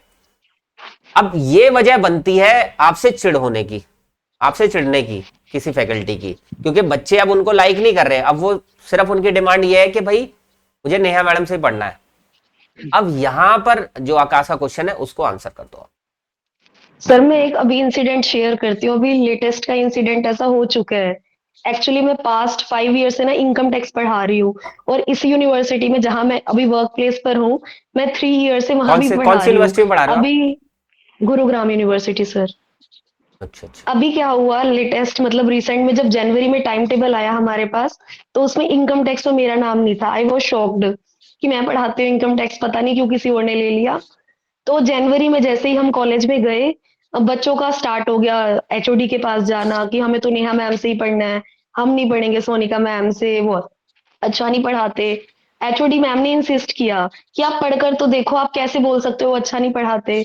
तो बच्चों ने हफ्ता 10 दिन क्लास लगाई, पर वही चीज, हम नहीं पढ़ेंगे हम नहीं पढ़ेंगे। प्लस जिस टीचर के अगेंस्ट वो कंप्लेंट कर रहे हैं वो एक परमानेंट फैकल्टी है और मैं एक विजिटिंग फैकल्टी हूँ, तो ऑब्वियसली मेरा ओहदा बहुत नीचे है उनसे। तो उन बच्चों ने क्या किया, कंसिस्टेंट वो एचओडी के पास जा रहे हैं, बट एचओडी मैम मान ही नहीं रहे क्योंकि वो परमानेंट फैकल्टी है और मैं विजिटिंग हूँ। तो बच्चों ने क्या किया, रजिस्ट्रार के पास मेल लिख दी इस बात की कि हमें तो इसी फैकल्टी से पढ़ना है, उससे नहीं पढ़ना। तो इसमें कहीं मैं आई नहीं, बट वो जो परमानेंट फैकल्टी है उनको ऐसा अज्यूम हो गया कि मैंने करवाया है ऐसा कुछ। बट जो एचओडी पर्सन है, जो एचओडी मैम है, उनको पता है कि मैंने ऐसा कुछ किया ही नहीं और मैंने कभी भी आज तक रिक्वेस्ट भी नहीं की। तो ऐसा सच कुछ प्रॉब्लम हुई नहीं सर, सब कुछ अपने आप सॉर्ट आउट हो गया कि बच्चे खुद गए, बच्चों ने खुद सॉल्यूशन लिया। इवन जब भी बच्चे मेरे पास आते थे मैं उनको यही बोलती थी, अगर तुम्हें कोई हेल्प चाहिए होगी ना, मैं इनडायरेक्टली हेल्प कर दूंगी आपकी, देखो ये आपको है, जूम पर क्लास दे मैं दूंगी या कैसे देखो भी। सुनो सुनो नेहा, क्या होता है जी यहाँ सर। पर मैं पॉइंट बताता हूँ आपको, ठीक है। इस क्वेश्चन को आंसर करने का तरीका क्या होता है, देखो जब भी आपके सामने ये बात आ जाए कि भाई आपने इतना अच्छा पढ़ा दिया या इस तरीके से, तो सबसे पहले तो ये समझो, देखो गलती तो हमारी है, इसलिए क्योंकि अगर हम किसी क्लास को टेम्परेरी बेसिस पे पढ़ाने जा रहे हैं, किसी टीचर के एब्सेंट में पढ़ाने जा रहे हैं, तो ये होगा, किसी दिन ऐसा होगा कि आपकी क्लास को अगर वो टीचर पढ़ाएंगे तो शायद बच्चे उनके लिए भी ये सेम बात कहेंगे, क्योंकि हम जब जाते हैं तो क्रीम लेके ही अपोजिट भी हो जाते हैं। सकता है। हाँ, क्रीम लेके ही जाते हैं, ठीक है। तो इस कंडीशन में अगर ये आंसर आपको इंटरव्यू में करना पड़ता है, तो आंसर करते समय कि सर मैं उनके पढ़ाए हुए टॉपिक्स का रिगार्ड करूंगी एंड जो भी मैं अप्रोच वहां पर फॉलो करूंगी वो बच्चों की जो पहले प्रायर नॉलेज होगी उनके बेसिस पर करूंगी, क्योंकि कई बार होता है कि हमारी टीचिंग अप्रोचेस में फर्क होता है। तो हो सकता है कि किसी एक दिन के लिए बच्चों को मेरी टीचिंग अप्रोचेस अच्छी लगे, लेकिन लॉन्ग टर्म में जो फैकल्टी या जो टीचर उनको पढ़ा रहा है वो उनकी नॉलेज से पहले से अवेयर है, वो उनको जानता है बहुत अच्छे से और उनके अकॉर्डिंग ही इंडिविजुअल डिफरेंस रख के पढ़ाने की कोशिश करता है ना। तो मेरी सबसे पहली प्रायोरिटी होगी कि मैं इस तरीके की जो प्रॉब्लम्स है ये जनरली टीचर्स के साथ होती हैं जब हम टेम्परेरी बेसिस पे पढ़ाते होती हैं, है सर, ठीक है। तो बिल्कुल मैं इसका होती है। खास तौर पर ध्यान रखते हुए, बच्चों की प्रायर नॉलेज का ध्यान रखते हुए और उस टीचर का रिगार्ड करते हुए, उनकी पढ़ाए हुए नॉलेज का रिगार्ड करते हुए बच्चों को उस अकॉर्डिंगली पढ़ाऊंगे, जिससे कि मैं एक दिन को सेटिस्फाई करूं या जस्टिफाई कर सकूं, या जितने भी टाइम के लिए मुझे वहां पर एडॉक पे रखा गया या मुझे जितने भी दिन के लिए वहां पर टेम्परेरी फैकल्टी के तौर पर अपॉइंट किया गया, मैं उसको जस्टिफाई कर सकूं। ठीक तो है सर। हमारा ओवरऑल करेक्शन ये है कि हम करेक्टिव यहाँ पर अप्रोच अपनाएंगे कि हम किस हाँ तरीके से इसको, ऑब्वियसली सर, हम किसी और की इमेज को डिहार्म नहीं करेंगे ना, जी हाँ, हम वो मतलब एक्चुअली अपनी कंटेंट करते हम नॉलेज ही अपने है। पास ही रखेंगे थोड़ा सा। देखो रियलिटी में तो आप भी समझ गए हो मैं क्या कहना चाहता हूँ, वो हाँ हमारे जी हाथ में सर, होता है, बिल्कुल। हमारे ही हाथ में होता है, ठीक है ना, जी क्योंकि सर। हम भी जी ऐसा ही सर। करते हैं। मैं भी कई जगह पर पढ़ाने जाता हूँ तो फिर मैं ऐसा ही हो जी जाता है सर, मेरा, हम जब भी हो जाता किसी है के सब्जेक्ट में इंटरफेरेंस नहीं बच्चों को करते देख करके, फालतू। हाँ बच्चों को देख करके हमें थोड़ा हाँ जी लालच आ सर, जाता है कि बच्चा इतना हमें वो एडमायर कर रहा है या बच्चे को चीज समझ में नहीं आ रही, बट हम हम समझा के छोड़ेंगे। हाँ अवॉइड करते हैं सर किसी और के सब्जेक्ट में फालतू की इंटरफेरेंस। हाँ, वो चीज होती है ना। चलो कोई बच्चा क्रॉस करना चाहे इनसे तो सर क्रॉस मैं कर सकता है। हाँ जी सर। सर मैं ठीक है। मैम जी आपने मैम। अभी बोला कि आप बहुत ज़्यादा बिजी रहते हो काम में और न्यूक्लियर फैमिली से हो, इवन आप किसी को ना भी नहीं बोलते काम के लिए, मतलब एक दो काम वहाँ से भी आ जाता होगा आपके पास और आप बेबी भी है आपका, तो इस सेम टाइम में आप ओवर थिंकिंग कैसे करते हो, क्योंकि काम में इतना व्यस्त रहते हो और फिर ओवर थिंकिंग भी कैसे? सर ओवर थिंक इंट्रोस्पेक्शन जब हम करते हैं, देखो पूरे दिन के दौरान हमने क्या क्या किया, उतना टाइम तो ऑब्वियसली मेरे पास होता ही है कि कैसे मेरा दिन स्टार्ट हुआ, क्या क्या हुआ पूरे दिन में। मेरे पास एक बच्चा भी है, उसके साथ क्या क्या हुआ, उसने क्या क्या इंसिडेंट मुझसे डिस्कस किए। तो ओवर थिंकिंग तो आ ही जाती है जब हम इंट्रोस्पेक्शन करते हैं, बट वो एक वो लिमिटेड तो टाइम के लिए होती है। इंट्रोस्पेक्शन ही हुआ मैम, अगर आप अपने बारे में ही सोच रहे हैं आपने क्या क्या किया, ये तो मेरे ख्याल से सब कर लेते हैं, बट नहीं ओवर नहीं, एक पूरे सेकंड दिन में जो जो बच्चों, हुआ। एक सेकंड यस। मेरा एक क्वेश्चन है, आप सब लोगों में से कोई भी आंसर कर देना, ठीक है। क्या आप ओवर थिंकिंग, जैसे जनरली हर एक बच्चे का ये होगा कि ओवर थिंकिंग से ग्रसित होगा, है ना, हर बच्चा, नेहा जैसे हैं वैसे बाकी भी होंगे ओवर थिंकिंग से, ठीक है, हर कोई होता है। तो आप इससे ओवरकम कैसे करेंगे, क्या आपके पास पॉसिबल सॉल्यूशंस हैं इससे ओवरकम करने के? कोई भी बच्चा सजेस्ट कर दो मेरे को। सर मेरे पास सर बोलिए ओवर मैम। थिंकिंग का बात, कोई नहीं आप बोलो ma'am. Sir over thinking basically कब आती है? जब हम इंट्रोस्पेक्शन ज्यादा करते हैं, जब हम ज्यादा स्पेयर टाइम में होते हैं ना, ओवर थिंकिंग मुझे लगता है तब आती है। जब हम एंगेज नहीं, होते आप हैं तो करोगे ओवर क्या? थिंकिंग बहुत कम हो जाती है। रीजंस जानने नहीं है क्यों आ रही है, मुझे जानना है सर सॉल्यूशंस क्या है, आप क्या से अपने आप को सॉल्व करोगे। ऑक्यूपाइड रखेंगे सर, सर ऑक्यूपाइड मेरी भी रखेंगे। ठीक है, और बताओ पॉसिबल तो जब भी सॉल्यूशंस। ओवर थिंकिंग को माइंड को डाइवर्ट करना है, चाहे म्यूजिक सुन लो, चाहे डाइवर्टेड, किसी से ठीक है, बात कर लो। ठीक है। सर और बताओ मेरी भी नेक्स्ट। वीकनेस ओवर थिंक है ना, तो मैं क्या करता हूँ, कभी अगर जैसे दिन में ओवर थिंकिंग हो रही है ना, तो अपने दोस्तों के पास चला जाता हूँ, उनसे बात करता हूँ। आधा घंटा उनसे बात करी तो वो सिचुएशन ही खत्म हो जाती है जिस बारे में मैं सोच रहा था, माइंड डाइवर्ट हो जाता है। ठीक और है, कभी कभार जैसे मुझे नींद नहीं आ भगवत रही है, गीता मैं की एक ओवर लाइन थिंक। भी याद कर सकते हो, कर्म किए जा फल की इच्छा मत कर। ये भी ओवर थिंकिंग को यस दूर करने के लिए सबसे अच्छी लाइन है ना। तो ये देखो, हाँ। जिनके भी ओवर थिंकिंग है ना, ये बेस्ट पॉसिबल बच्चे बता रहे हैं ना, इनको ध्यान रखना। ठीक है, और बताओ। और सर अगर सर जैसे मुझे नींद नहीं आ रही, ओवर थिंकिंग हो रही है, तो मैं कुछ फिजिकल एक्सरसाइजेस कर लेता हूँ, बढ़िया थकावट हो जाती है, नींद आ जाती है एक अच्छी। चीज ओके और, अच्छा। मोस्ट इंपॉर्टेंट थिंग, जब हमें ओवर थिंकिंग के शिकार जब हम होते हैं, तो हमें ये रियलाइज नहीं होता कि हम ओवर थिंकिंग कर रहे हैं। सबसे पहली चीज, हमें बिल्कुल भी रियलाइज नहीं होता कि हम ओवर थिंकिंग कर रहे हैं, क्योंकि जब हमें रियलाइज हो रहा है तो दैट मीन्स हम एक्टिव माइंड है, हम ओवर थिंकिंग में तो इन्वॉल्व ही नहीं है। सबसे जी सर, इंपॉर्टेंट, जब हम ओवर थिंकिंग करते हैं तो उसी लूप में फंस जाते हैं। लूप में फंसे होते हैं, वो लूप चलता रहता है और उसमें हम हाँ इंजॉय सर। फील करते हैं, और हमें वो डोपामिन रिलीज हो रहा होता है, अच्छी फीलिंग आ रही होती है, हैप्पीनेस फील हो रहा होता है ना। इसको ओवरकम करने के जो तरीके हो सकते हैं ना, आप ये बताओ कि मैं अपने डेली रूटीन को ऐसा करती हूं जिससे कि मैं ओवर थिंकिंग ना कर पाऊं। आप समझ रहे हो कि मैं जनरली अपना शेड्यूल इस तरीके का रखती हूं, चाहे वो उसके अंदर एंटरटेनमेंट का हो, चाहे इसके अंदर म्यूजिक सुनने का हो, तो मुझे समय ही नहीं मिलता कि मैं बैठ करके ओवर थिंकिंग कर पाऊं, या मुझे ओवर थिंकिंग होती है तो मैं ये कर लेता हूं। ये नहीं है सॉल्यूशन, ये थोड़ा सा ध्यान रखना आपको, क्योंकि ये पॉसिबल, प्रैक्टिकली पॉसिबल है क्या, बताओ, आप खुद बताओ। ये रियलाइज ही नहीं होने देगा, है ना। एक गाना है, आपने सुना होगा, मन के मत पे मत चलियो, ये जीते जी मरवा देगा। सुना होगा आप लोगों ने गाना, ये गाना सुनना आप अभी क्लास खत्म करके, ओवर थिंकिंग के ऊपर गाना है ये। ठीक है, आप अच्छे से सुनना ये गाना, और आप इसके लिरिक्स को समझना, आपको ऑटोमेटिकली इसके अंदर सॉल्यूशन दिखाई देगा। और ओवर थिंकिंग को इतने अच्छे से एक्सप्लेन किया गया इस गाने के, मैं गाना समझ गए हो, शायद सुना भी होगा आप लोगों ने। आक्रोश मूवी का गाना है, राहत फतेह अली खां की आवाज है, और इस गाने को सुनने के बाद ओवर थिंकिंग वाली जो पॉइंट है ना, वो आप बहुत अच्छे से समझ जाओगे। एक बार सुनना, यूट्यूब पे सर्च करना और सुनना, मन के मत पे मत चलियो। ठीक है, चलो आगे बढ़ते हैं। अब नेक्स्ट एक बच्चे को और बुला लेते हैं, ठीक है, फटाफट फिर स्टार्ट करते हैं। सविता,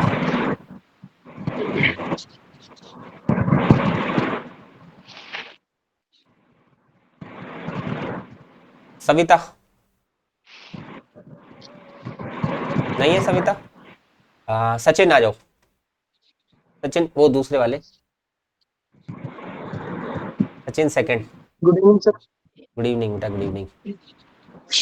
सचिन शुरू हो जाओ। Sir, I would say my strengths are emotional maturity and strong self-awareness. Weaknesses are I'm an overthinker and I'm very critical to myself. And my hobbies are I enjoy playing cricket and going to gym. ठीक है, चलो भाई शुरू हो जाओ बच्चों।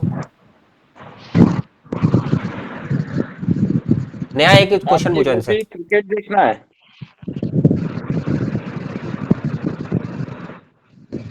चलो hello, पहले आकाश के क्वेश्चन का आंसर कर दो सचिन, फिर नेहा एक क्वेश्चन आपकी तैयार रखो हॉबी आप। क्रिकेट देखना है, तो आप मेरे को ठीक है सर। बताएंगे कि आईपीएल में सबसे ज्यादा विकेट किस प्लेयर ने लिया अब तक? Sir, I haven't said I love watching cricket. I said I love playing cricket. Okay, तो आप मेरे को बता सकते हैं क्रिकेट में कितने तरीके के आउट होते हैं? Only number. Let me think, sir. One of them is CCW, clean bold, catch out. I don't want names. Just tell me the number. I think 4 types. Only 4. Are you sure? Please recheck your knowledge. Thank you. Next. Sir आपने sir मेरा एक cross question है। हाँ जी हाँ जी। Yes, ma'am. Sir आपने बोला कि आप ओवर थिंकिंग की वजह से कभी कभी खुद को क्रिटिसाइज भी करते हो। आपकी लाइफ में कोई, मान लो आपकी लाइफ में कोई ऐसा मोड आता है, ये कहते हैं ना कि जब बुरा टाइम होता है तो सब हमारे अगेंस्ट हो जाते हैं, और आप खुद भी खुद के अगेंस्ट हो रहे हो, तो कैसे हैंडल करोगे उस time? Yes, ma'am. That is a very good question because I sometimes it happens like this in my life when people around me are also against me and I also become against myself. That is a very hard time to go through. But at that time, I just consolidate myself in situations और मैं सोचता हूँ कि as I also said that I'm an overthinker. I analyze the problem very well. Just go through it. Sir मैं ये जानना चाहती हूँ कि आप खुद के अगेंस्ट हो रहे हो, तो उस टाइम पे आपके साथ कोई भी नहीं बचा, आप खुद भी नहीं बचे हो, तो इस सिचुएशन को क्या आप हैंडल कर पाओगे? Yes, ma'am. Yes, ma'am, मैं हैंडल कर पाऊंगा क्योंकि मेरे में एक I am very critical to my self but एक at the end I am very मतलब मेरे को अपने पे पूरा भरोसा भी रहता है। तो मेरी सेल्फ सेल्फ जो मेरे को अपने पे भरोसा है वो कभी नहीं डिगमिगाता है मेरा। तो वो उस सिचुएशन में बहुत मेरी हेल्प करता है कि I can do better next time. Try not to sir अगर आपको खुद पर भरोसा, इट मींस आप खुद को क्रिटिसाइज नहीं कर रहे हो। अगर जब मैं कोई गलती करता हूँ तो मैं उसमें अपने आप को क्रिटिसाइज करता हूँ क्योंकि मेरे को पता है मैंने वो गलती कर दी है और एज एन ह्यूमन नेचर सबका हर कोई गलती कर सकता है और तो मैं भी उसको भी लेता हूँ और मैं उसको एक अच्छे उसमें अपने आप को ज्यादा करता हूँ ज्यादा क्रिटिसाइज करता हूँ बट क्या करता हूँ हेल्पफुल रहता है ताकि मैं उन मिस्टेक्स को कम से कम आगे कर सकूं। Okay sir. ठीक है। एक और स्टूडेंट ले लेते हैं फटाफट। नेक्स्ट स्टूडेंट है, क्या नाम है, जो भी बच्चा है वो कैमरा ऑन कर लो, जो भी बच्चा है, और माइक ऑन करके इंट्रोड्यूस कर दो अपनी। हाँ जी हाँ जी Shrilekha. My hobbies are trekking, solo travel, playing mouth organ, and crochet. Coming to strengths,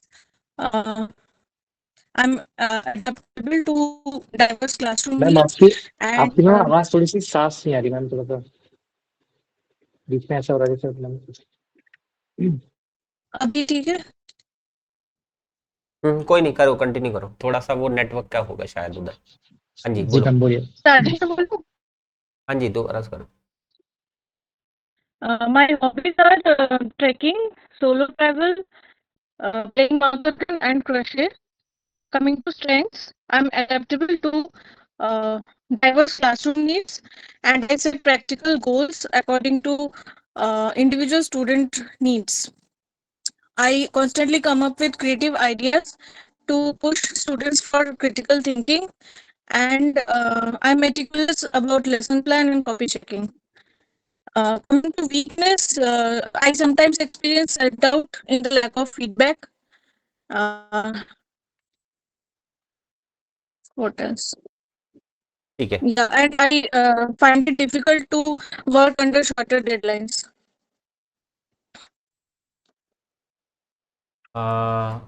Sachin cross करो। सचिन सर सर बहुत बफर हो रही थी सर वॉइस, तो मैं अच्छे से आंसर श्रीलेखा, सुन नहीं पाया श्रीलेखा सर। आप है ना एक काम करो, आप है ना कैमरा ऑफ करके ओनली माइक से बोलो। अभी ठीक है? हाँ जी अभी ठीक है। Yes ma'am. Okay. My hobbies are trekking, solo travel, playing mouth organ, and crochet. Coming to strengths, I'm adaptable to various diverse classroom needs, and I set practical goals according to individual student needs. I'm constantly coming up with creative questions in order to push students for critical thinking. And one more I said. What did I say? Sorry, sir. Yeah, I'm meticulous about lesson planning and copy checking. Coming to weakness, I sometimes experience self doubt in the lack of feedback, and I find it difficult to work under shorter deadlines. ठीक है Sachin. Ma'am, as you said, you are very adaptable to the in classroom for the children with the diverse needs. We will adapt your classroom for an ADHD children. Suppose you have an ADHD children, attention deficit hyperactivity disorder. How we will adapt your class as per that child. Okay. As the term suggests, their Shrilekha attention span आप is small. Camera off करके बोलो, clear आ रही voice. Okay. As the term suggests, their attention span is shorter, so I have to plan my lesson accordingly. So to grab their attention again and again, usually it is seen that for ADHD children, the attention span is 10 minutes. So I will try to keep some questions or some interactive activity around 10 minutes so that I can grab their attention. Other than that, ADHD students are normally fidgety. Sometimes they look out of the window, but they are at that time. It is a very common misconception that they are not paying attention, but fidgeting is a sign that they are paying attention. So, if I see that they are tapping the pencil on the table, unless it is making a lot of noise and disturbing other students, I will not interrupt them because at that time they listen attentively. Ma'am, you also said that you love trekking. Can you name one track where you went? Yes, I went for 8 to 10 Himalayan treks. One of the remarkable one is Pangachula. Okay, ma'am. Thank you so much, sir. ठीक है। Next कोई बच्चा अगर बचा है तो please camera on कर लो, क्योंकि अब हम अपने लास्ट पे ही हैं अपने क्लास के। कोई बच्चा बचा है, भूमिका या कोई और बच्चा, प्लीज़ कैमरा ऑन कर लो। ओ माइक या कैमरा जो भी ऑन करना चाहो।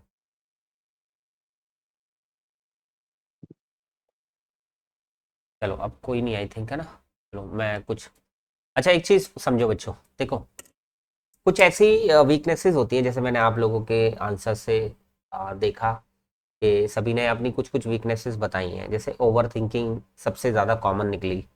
इसके अलावा प्रोक्रेस्टिनेशन बच्चों की सबसे ज़्यादा कॉमन है, ठीक है, मतलब काम को टालना, ठीक है। और से यस टू एवरीवन, ये भी एक वीकनेस हर एक बच्चे की है ना जनरली, ठीक है। तो इसमें जो सचिन ने जैसे बताया कि मैं कई बार ऐसा होता है ओवर थिंकिंग होता है तो फिर अपने आप को क्रिटिसाइज करता हूँ। एक्चुअली क्रिटिसाइज नहीं है, ये गिल्ट होता है। जब हम प्रोक्रेस्टिनेशन में होते हैं, है ना, जब काम को टाल रहे होते हैं, या जब हम ओवर थिंकिंग कर लेते हैं और हमारा टाइम ऑलरेडी वेस्ट हो गया है, तो फिर हम क्या करते हैं कि हम एक गिल्ट में होते हैं। उस गिल्ट से बचने के लिए हम अपने आप को क्रिटिसाइज करना स्टार्ट कर देते हैं, और इस क्रिटिसाइज करने से क्या होता है कि हम उस गिल्ट से निकल आते हैं। क्यों निकल आते हैं? क्रिटिसाइज करते हैं कि यार तुमने ये नहीं करा, वो नहीं करा, मतलब अपने माइंड को एक अच्छा फील कराते हैं कि भाई अगर हमने गलत किया तो अपने आप को सजा भी दे दी, हमने क्रिटिसाइज भी कर लिया अपने आप को, और फिर हम उससे बाहर निकलने की कोशिश करते हैं। फिर नेक्स्ट डे का यही लूप होता है, फिर नेक्स्ट डे का यही लूप होता है, फिर नेक्स्ट डे का यही लूप होता है। तो इसमें सबसे इंपॉर्टेंट क्या चीज़ है जानने के लिए, जैसे इस टाइप की अगर वीकनेसेस आपको एक्सप्लेन करने का मौका मिले कि सर मुझे वीकनेस इसलिए फील होती है बिकॉज ये चीज़ सबसे पहले तो उसका क्या इम्पेक्ट होता है, ठीक है। उसका इम्पेक्ट ये होता है कि भाई आप ओवर थिंकिंग करने से किसी काम को टालने की आदत डाल लेते हो। ओवर थिंकिंग करी, ओवर थिंकिंग करके आपने प्रोक्रेस्टिनेशन अपने अंदर ही बना लिया कि भाई ज़्यादा सोच लिया, अब वो काम होएगा ही नहीं। तो ये दोनों इंटर रिलेटेड हो गई। अब फिर उसके बाद इसका क्या और इम्पैक्ट आता है कि भाई आप एक गिल्ट में आ जाते हो। जब हम गिल्ट में आ जाते हैं फिर अननेसेसरी हम अपने आप को क्रिटिसाइज करना स्टार्ट कर देते हैं। क्रिटिसाइज करते हैं, हम अपने आप को ये सोचते हैं कि भाई हमने ये किया नहीं, अपने आप को कोसते हैं, पूरे दिन ऐसा करते हैं और फिर वो सेल्फ हार्म की तरफ चला जाता है वो, ठीक है। Self harm in the sense कि मेंटली अपने आप को सेल्फ हार्म कर रहे हैं और फिर जैसे ही हमें लगता है कि हाँ बस हमने अपना बदला ले लिया है अपने आप से, फिर हम नेक्स्ट डे के लिए तैयार हो जाते हैं। तो ये पूरा लूप होता है, ये वीकनेसेस का लूप होता है। इसलिए हम इस वीकनेस वाले जाल से निकलने की कोशिश करते हैं, ठीक है। और किसी दिन मैं आप लोगों की जितनी भी वीकनेसेस हैं इनके ऊपर एक काफ़ी अच्छा मैसेज दूंगा मैं आपको, ठीक है। इससे निकलने का मैसेज दूंगा, ठीक है। इसको कैसे निकला जाता है, नॉट ओनली फॉर के हमें इंटरव्यू को क्रैक करना है कि हमें इंटरव्यू में क्या आंसर करना है, इसके अलावा हमें रियल लाइफ में भी कैसे निकलना है, क्योंकि सबसे इंपॉर्टेंट है इससे निकलोगे कैसे, इसका सोल्यूशन क्या है, इंटरव्यू के एस्पेक्ट से भी एंड आपकी रियल लाइफ में भी। दोनों में ये बहुत ज़्यादा प्रॉब्लमेटिक है ना, क्योंकि मैंने भी अपनी लाइफ में बहुत सारी चीज़ें ऐसी हैं जो वीकनेसेस को चेंज करके स्ट्रेंथ में बदली। जैसे कुछ बच्चों की वीकनेस है कि मैं ईजिली कम्युनिकेट नहीं कर पाता या मेरे अंदर थोड़ी सी शाइनेस है, या कुछ बच्चे हैं कि मैं इंट्रोवर्ट काइंड ऑफ भी बताया कुछ बच्चों ने, ठीक है। और इसके अलावा कुछ बच्चों ने बताया कि भाई मैं ज़्यादा इमोशनल हूँ। तो ऐसी बहुत सारी वीकनेसेस हैं, कम से कम अगर आप ढूंढोगे ना अपने अंदर कम से कम 10 वीकनेसेस निकाल दोगे, और वो 10 वीकनेसेस आपको कहीं ना कहीं डेली डैमेज कर रही है, डेली डैमेज कर रही है। अगर आप लाइफ में कुछ नहीं बन पाए वीकनेस की वजह से, अगर आपकी लाइफ में कुछ अच्छा नहीं चल रहा तो वीकनेस उसके पीछे रीजन है, आप एक अच्छी पर्सनालिटी निकल करके नहीं आ रहे उसके पीछे वीकनेस है, लोग आपको पसंद नहीं कर रहे उसके पीछे वीकनेस है। आपकी लाइफ की हर एक प्रॉब्लम का जो विलन है ना वो आपकी वीकनेस है। तो इसलिए ध्यान रखना बच्चों, इस इंटरव्यू के चक्कर में अपनी वीकनेस को अच्छे से पहचान लेना, सीरियसली बता रहा हूं मैं। और किसी के सामने परफॉर्म करो ना करो वीकनेस, मेरे सामने अपनी वीकनेस जरूर परफॉर्म करना, ठीक है। किसी दिन स्पेशली मैं वीकनेस का ही सेशन रखूंगा, ठीक है, और उस वीकनेस के सेशन पे ही काम करेंगे क्योंकि जनरली कॉमन निकल करके आएंगी, ठीक है। तो उस बेस्ट सॉल्यूशन भी वहां पर मैं प्रोवाइड करा दूंगा आपको, बेस्ट आंसर भी प्रोवाइड कराऊंगा। और सबसे इंपॉर्टेंट कि आप अपने अंदर से अपनी, जब आप सुनोगे ना वीकनेस कि किसी बच्चे ने बताई वीकनेस, तो आपके अंदर से भी वो वीकनेस निकल आए, हाँ सर मेरे साथ भी ऐसा होता है मेरे साथ। क्योंकि एक्चुअली कुछ है ना, वर्ड्स नहीं होते कई बार हमारे पास वीकनेस के लिए, वीकनेस तो है बहुत सारी लेकिन हमारे पास वर्ड्स नहीं होते, वो तो हम बोल नहीं पाते, या जब हम बोल ही नहीं पा रहे तो सोच भी नहीं पा रहे, समझ भी नहीं पा रहे कि ये वीकनेस है भी कि नहीं है। जैसे एग्जाम्पल के तौर पर एक आपने बहुत बात सुनी होगी जनरली लोगों को बोलते हुए कि मैं बहुत दिल का साफ हूं, मैं तो मुंह फट हूं, मैं दिल का साफ हूं, मैं तो कुछ अपने दिल में नहीं रखता। इसको वो अपनी खूबी बताता है, ये वीकनेस है, ठीक है। ये सबसे बड़ी कमजोरी है हमारी, बताता हूं कैसे। जिसने ये बोला कि मैं अब दिल का साफ हूं, मैं कुछ भी, मैं तो मुंह फट हूं, मैं दिल का साफ हूं, मैं कुछ भी अपने दिल में नहीं रखता, मैं तो मुंह पे ही बोल देता हूं। इसका मतलब पता है क्या है? इसका मतलब ये है कि वो कितनों को हर्ट कर चुका होगा वो पर्सन जो मुंह पर बोल रहा है। अच्छा लगे ना लगे बोल दिया। हाँ, वो इंस्टेंट वो किसी ना किसी को हर्ट कर रहा है, ठीक है, और वो इसमें खुशी फील करा रहे हैं, मैं तो मुंह। अरे आप अपने आप को अच्छा फील करा रहे हो ये बात बोल करके, लेकिन आप सामने वाले को तो हर्ट कर रहे हो, और कितने सैकड़ों हजारों इंसानों को आप हर्ट करते आए होगे इस मुंह फट होने की वजह से। क्या आपके मुंह फट होने से किसी को हर्ट नहीं हो रहा है? हो रहा है। क्या आप हमेशा बहुत सही बात कर रहे हो और आपने पूरी दुनिया को सही करने का ठेका ले रखा है? आप खुद क्या शक्तिमान है जो आप बिल्कुल परमेश्वर हैं, या आपके अंदर ईश्वर वास करता है और आप जो बोलेंगे वो सत्य बोलेंगे, सत्य के अलावा कुछ नहीं बोलेंगे। अगर आपको भी मुंह फट मिल गया तो उस दिन मुंह फट दूर हो जाओगे आप, ठीक है। और ऐसा होता भी है जनरली, हमारे लाइफ में स्पाउस ऐसे मिल जाए ना जो भी मुंह फटो, फिर वो हमें सही कर देते हैं। ठीक है, तो वो चीज ऐसे काम करती है। ठीक है, तो हमारी बहुत सारी ऐसी स्ट्रेंथ होती है जो कई बार वीकनेस में काम कर जाती हैं, और कई बार ऐसी वीकनेस होती है जो स्ट्रेंथ में काम करती है। जैसे कई बच्चे ने बोला कि आई बिलीव इन परफेक्शन, तो आप परफेक्शन में बिलीव करते हो, इसमें दिक्कत क्या है? कोई दिक्कत नहीं है, तो स्ट्रेंथ है। तो देखो बच्चों, ये भी ध्यान रखना है हमें कि हमें ज्यादा ऐसी भी नहीं बतानी वीकनेस के जो स्ट्रेंथ में काउंट होती है, क्योंकि बोलने में, सुनने में तो बहुत अच्छा लगता है, बोलने में भी बहुत अच्छा लगता है कि यार ऐसी बता दो वीकनेस जो कहीं ना कहीं स्ट्रेंथ में काउंट हो जाए, लेकिन उसमें फंसोगे भी बहुत अच्छे तरीके से।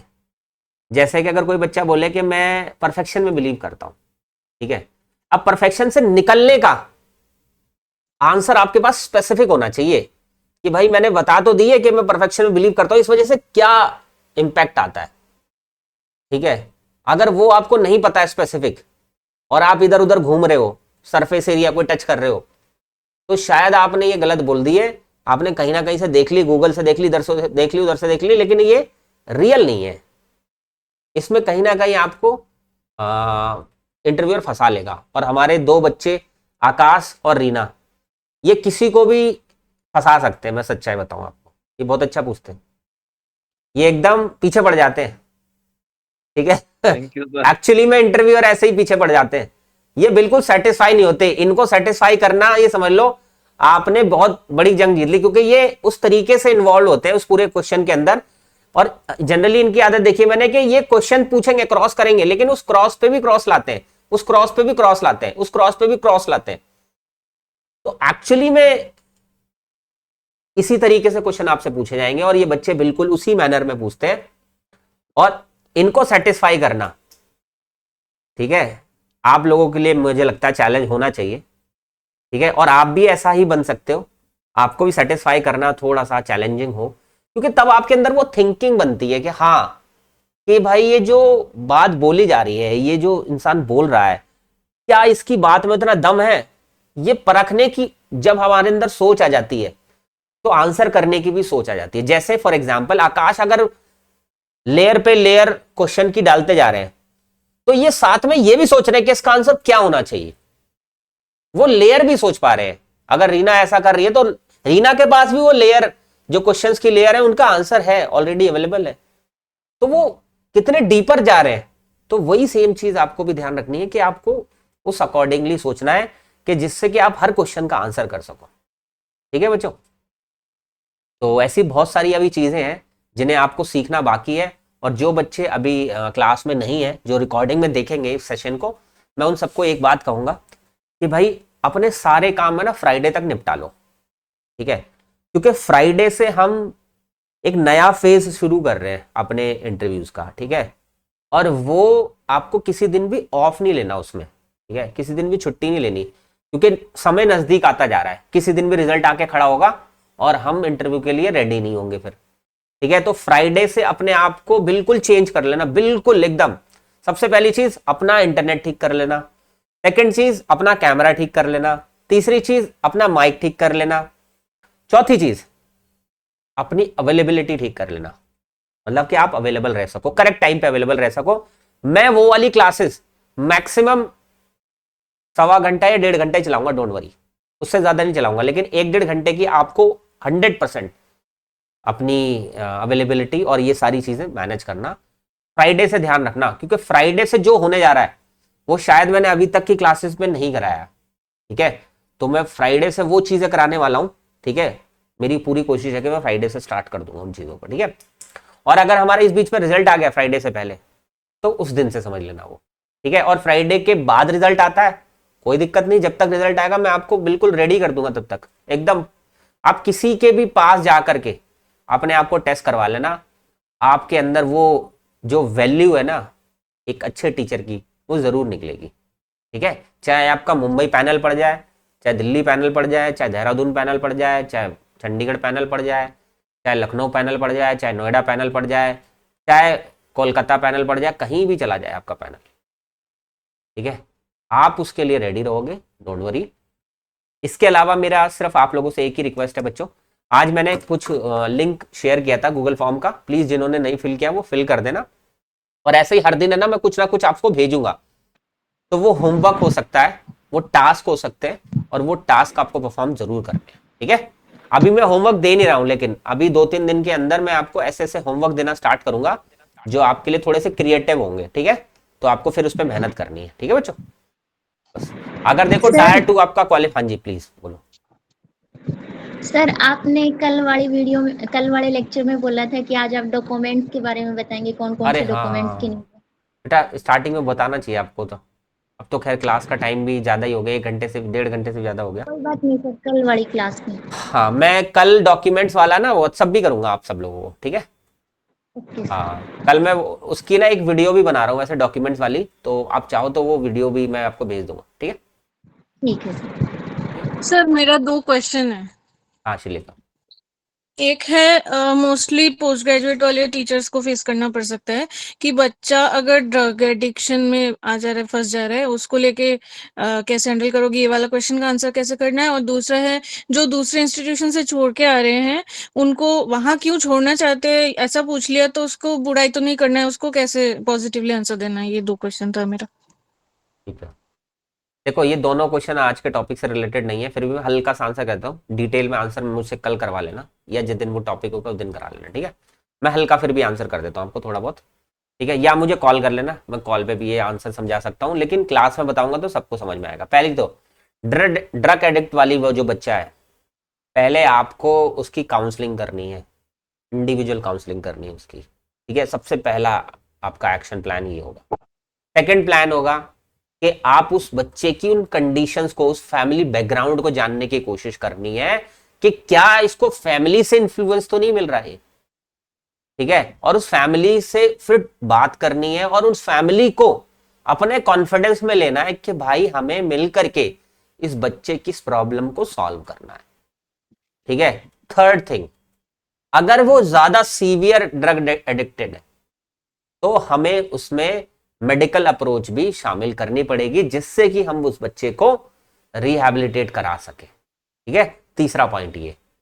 फोर्थ पॉइंट, बाकी बच्चों से, मतलब ये सारा चीजें कॉन्फिडेंशियल होनी चाहिए, बाकी बच्चों से हम इसको कॉन्फिडेंशियल रखेंगे और इसको स्टार्टिंग से लेकर के एंड तक, जब तक बच्चा प्रॉपर मैनर में रिहैबिलिटेट ना हो जाए तब तक हमें उसका पूरा सुपरविजन रखना होगा, और टाइमली उसको काउंसलिंग देनी होगी, टाइमली उसके पेरेंट को काउंसलिंग देनी पड़ेगी, और उसके एनवायरमेंट को चेक करते रहना पड़ेगा, ठीक है। ड्रग एडिक्ट में इस तरीके से, बाकी इनको डिटेल में समझाने के लिए मैं किसी और दिन।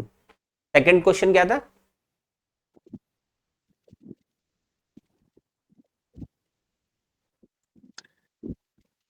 सर मैं खुद ही भूल गई अभी। सर मैं दूसरे दिन पूछ लूंगी। क्या था इनका सेकंड क्वेश्चन, क्या था बच्चों? अगर तो किसी सर ऐसा था कि कुछ दूसरे इंस्टीट्यूट से छोड़ के कुछ आ रहे हैं अच्छा हाँ, बच्चे, जो कुछ इस तरीके हाँ से। हाँ ठीक है डन। अगर कोई कैंडिडेट दूसरे इंस्टीट्यूशन से पढ़ाई छोड़ करके आ रहा है और इसमें आ रहा है, तो सबसे पहली चीज ये सबसे ज्यादा इंपॉर्टेंट है कि आपकी पर्सनल चॉइस केवीएस में क्यों है, या केवीएस में ज्वाइन करने का आपके पास पर्सनल रीजंस क्या है, इसलिए आप वहां से ड्रॉप कर रहे हैं। एंड पहली चीज तो ये ध्यान रखना कि जो बच्चे स्टेट गवर्नमेंट छोड़कर आ रहे हैं उनसे ये क्वेश्चन ही नहीं करा जाएगा। इसका मतलब तो ये है कि ये तो परमानेंट वैकेंसी के लिए आ रहा है बच्चा, ये परमानेंटली केवीएस में ही रहेगा क्योंकि स्टेट छोड़कर आ रहा है। समझो बात को, क्योंकि स्टेट छोड़ना तो दैट मींस ये बात की श्योरिटी है कि ये कभी जिंदगी में स्टेट में नहीं जाएगा। अब सिर्फ इतना तो बोल नहीं सकते हम, लेकिन क्वेश्चन भी हो सकता है हमसे, तो वहां पर अपने पर्सनल रीजंस आप दोते हो तो ज्यादा बेटर है, ठीक है सर। मैंने वहां पर मुझे जो स्कोप मिला, जो एक्सपोजर मिला, या जो मेरा एक्सपीरियंस रहा वो काफी लिमिटेड रहा, बिकॉज वो विद इन स्टेट या विद इन एरिया रहा है मेरा, जिसमें मैं शायद अपनी कैपेबिलिटीज को, अपने स्किल्स को, ठीक है, या अपनी जो प्रोफेशनल कैपेबिलिटी है उनको बेस्ट यूटिलाइज नहीं कर पाई। और मोस्ट इंपॉर्टेंट थिंग कि मुझे केवीएस के साथ इसलिए ज्वाइन करना है बिकॉज मेरा जो पैशन है वो उन बच्चों को समझाने का है जो ऑल ओवर इंडिया के अंदर डिफरेंट कल्चर से आते हो, डिफरेंट बैकग्राउंड से आते हो, या उसमें different kind of individual difference देखने को मिले, और मुझे each and every state visit करने का मौका मिले, जिससे मुझे ज्यादा एक्सपोजर मिल सके, ज्यादा मेरी कैपेबिलिटीज को यूटिलाइज कर सकूं मैं। ठीक है, तो इस तरीके से अपनी इंडिविजुअल अप्रोच जो है आपकी केवीएस को ज्वाइन करने की, आप उसका सहारा लेकर के इसका बेस्ट आंसर कर सकते हो। ठीक है, बाकी इनसे क्वेश्चन ये पूछा नहीं जाएगा, ये मैं आपको बता दूं। ठीक है, स्टेट वालों के तो वो खुश हो जाते हैं, स्टेट वाले बच्चे को सुनते ही। स्टेट वालों के तो सबके सिलेक्शन होते हैं, मैं आपको सच्चाई बता रहा हूँ। इंटरव्यू में सबसे ज्यादा सिलेक्शन स्टेट वालों के होते हैं, जो स्टेट छोड़कर आ रहा है। सर ठीक है, मेरा क्वेश्चन था सर, अब क्लास एंड होने वाली है सर, आपका क्या फीडबैक था सर मेरे आंसर्स के लिए? अरे बहुत बढ़िया। सही थे एक तो सर? मैंने फीडबैक दे दिया आपका, और दूसरा वाला फीडबैक काफी अच्छा था। मतलब आपके क्वेश्चंस और बाकी जितने भी बच्चों ने आज आंसर्स किए, मैं अगर देखूं तो ओवरऑल हर बच्चे ने बहुत अच्छा परफॉर्म किया, सीरियसली बता रहा हूँ।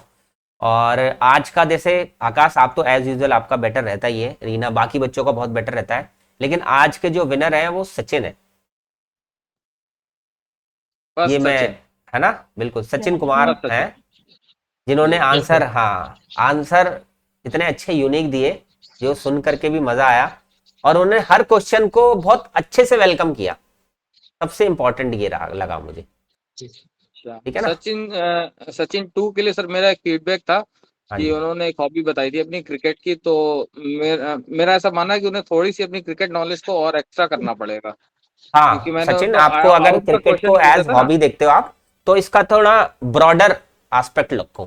ठीक है, इसका मैंने उनसे कहा डायमेंशन था थोड़ा कि सा कितने ब्रॉडर तरीके करो। के आउट होते हैं, उन्होंने कहा था 4 तरीके के होते हैं, जबकि टोटल 10 तरीके के आउट हैं। ओके, थैंक यू हाँ सर फॉर बताने के लिए।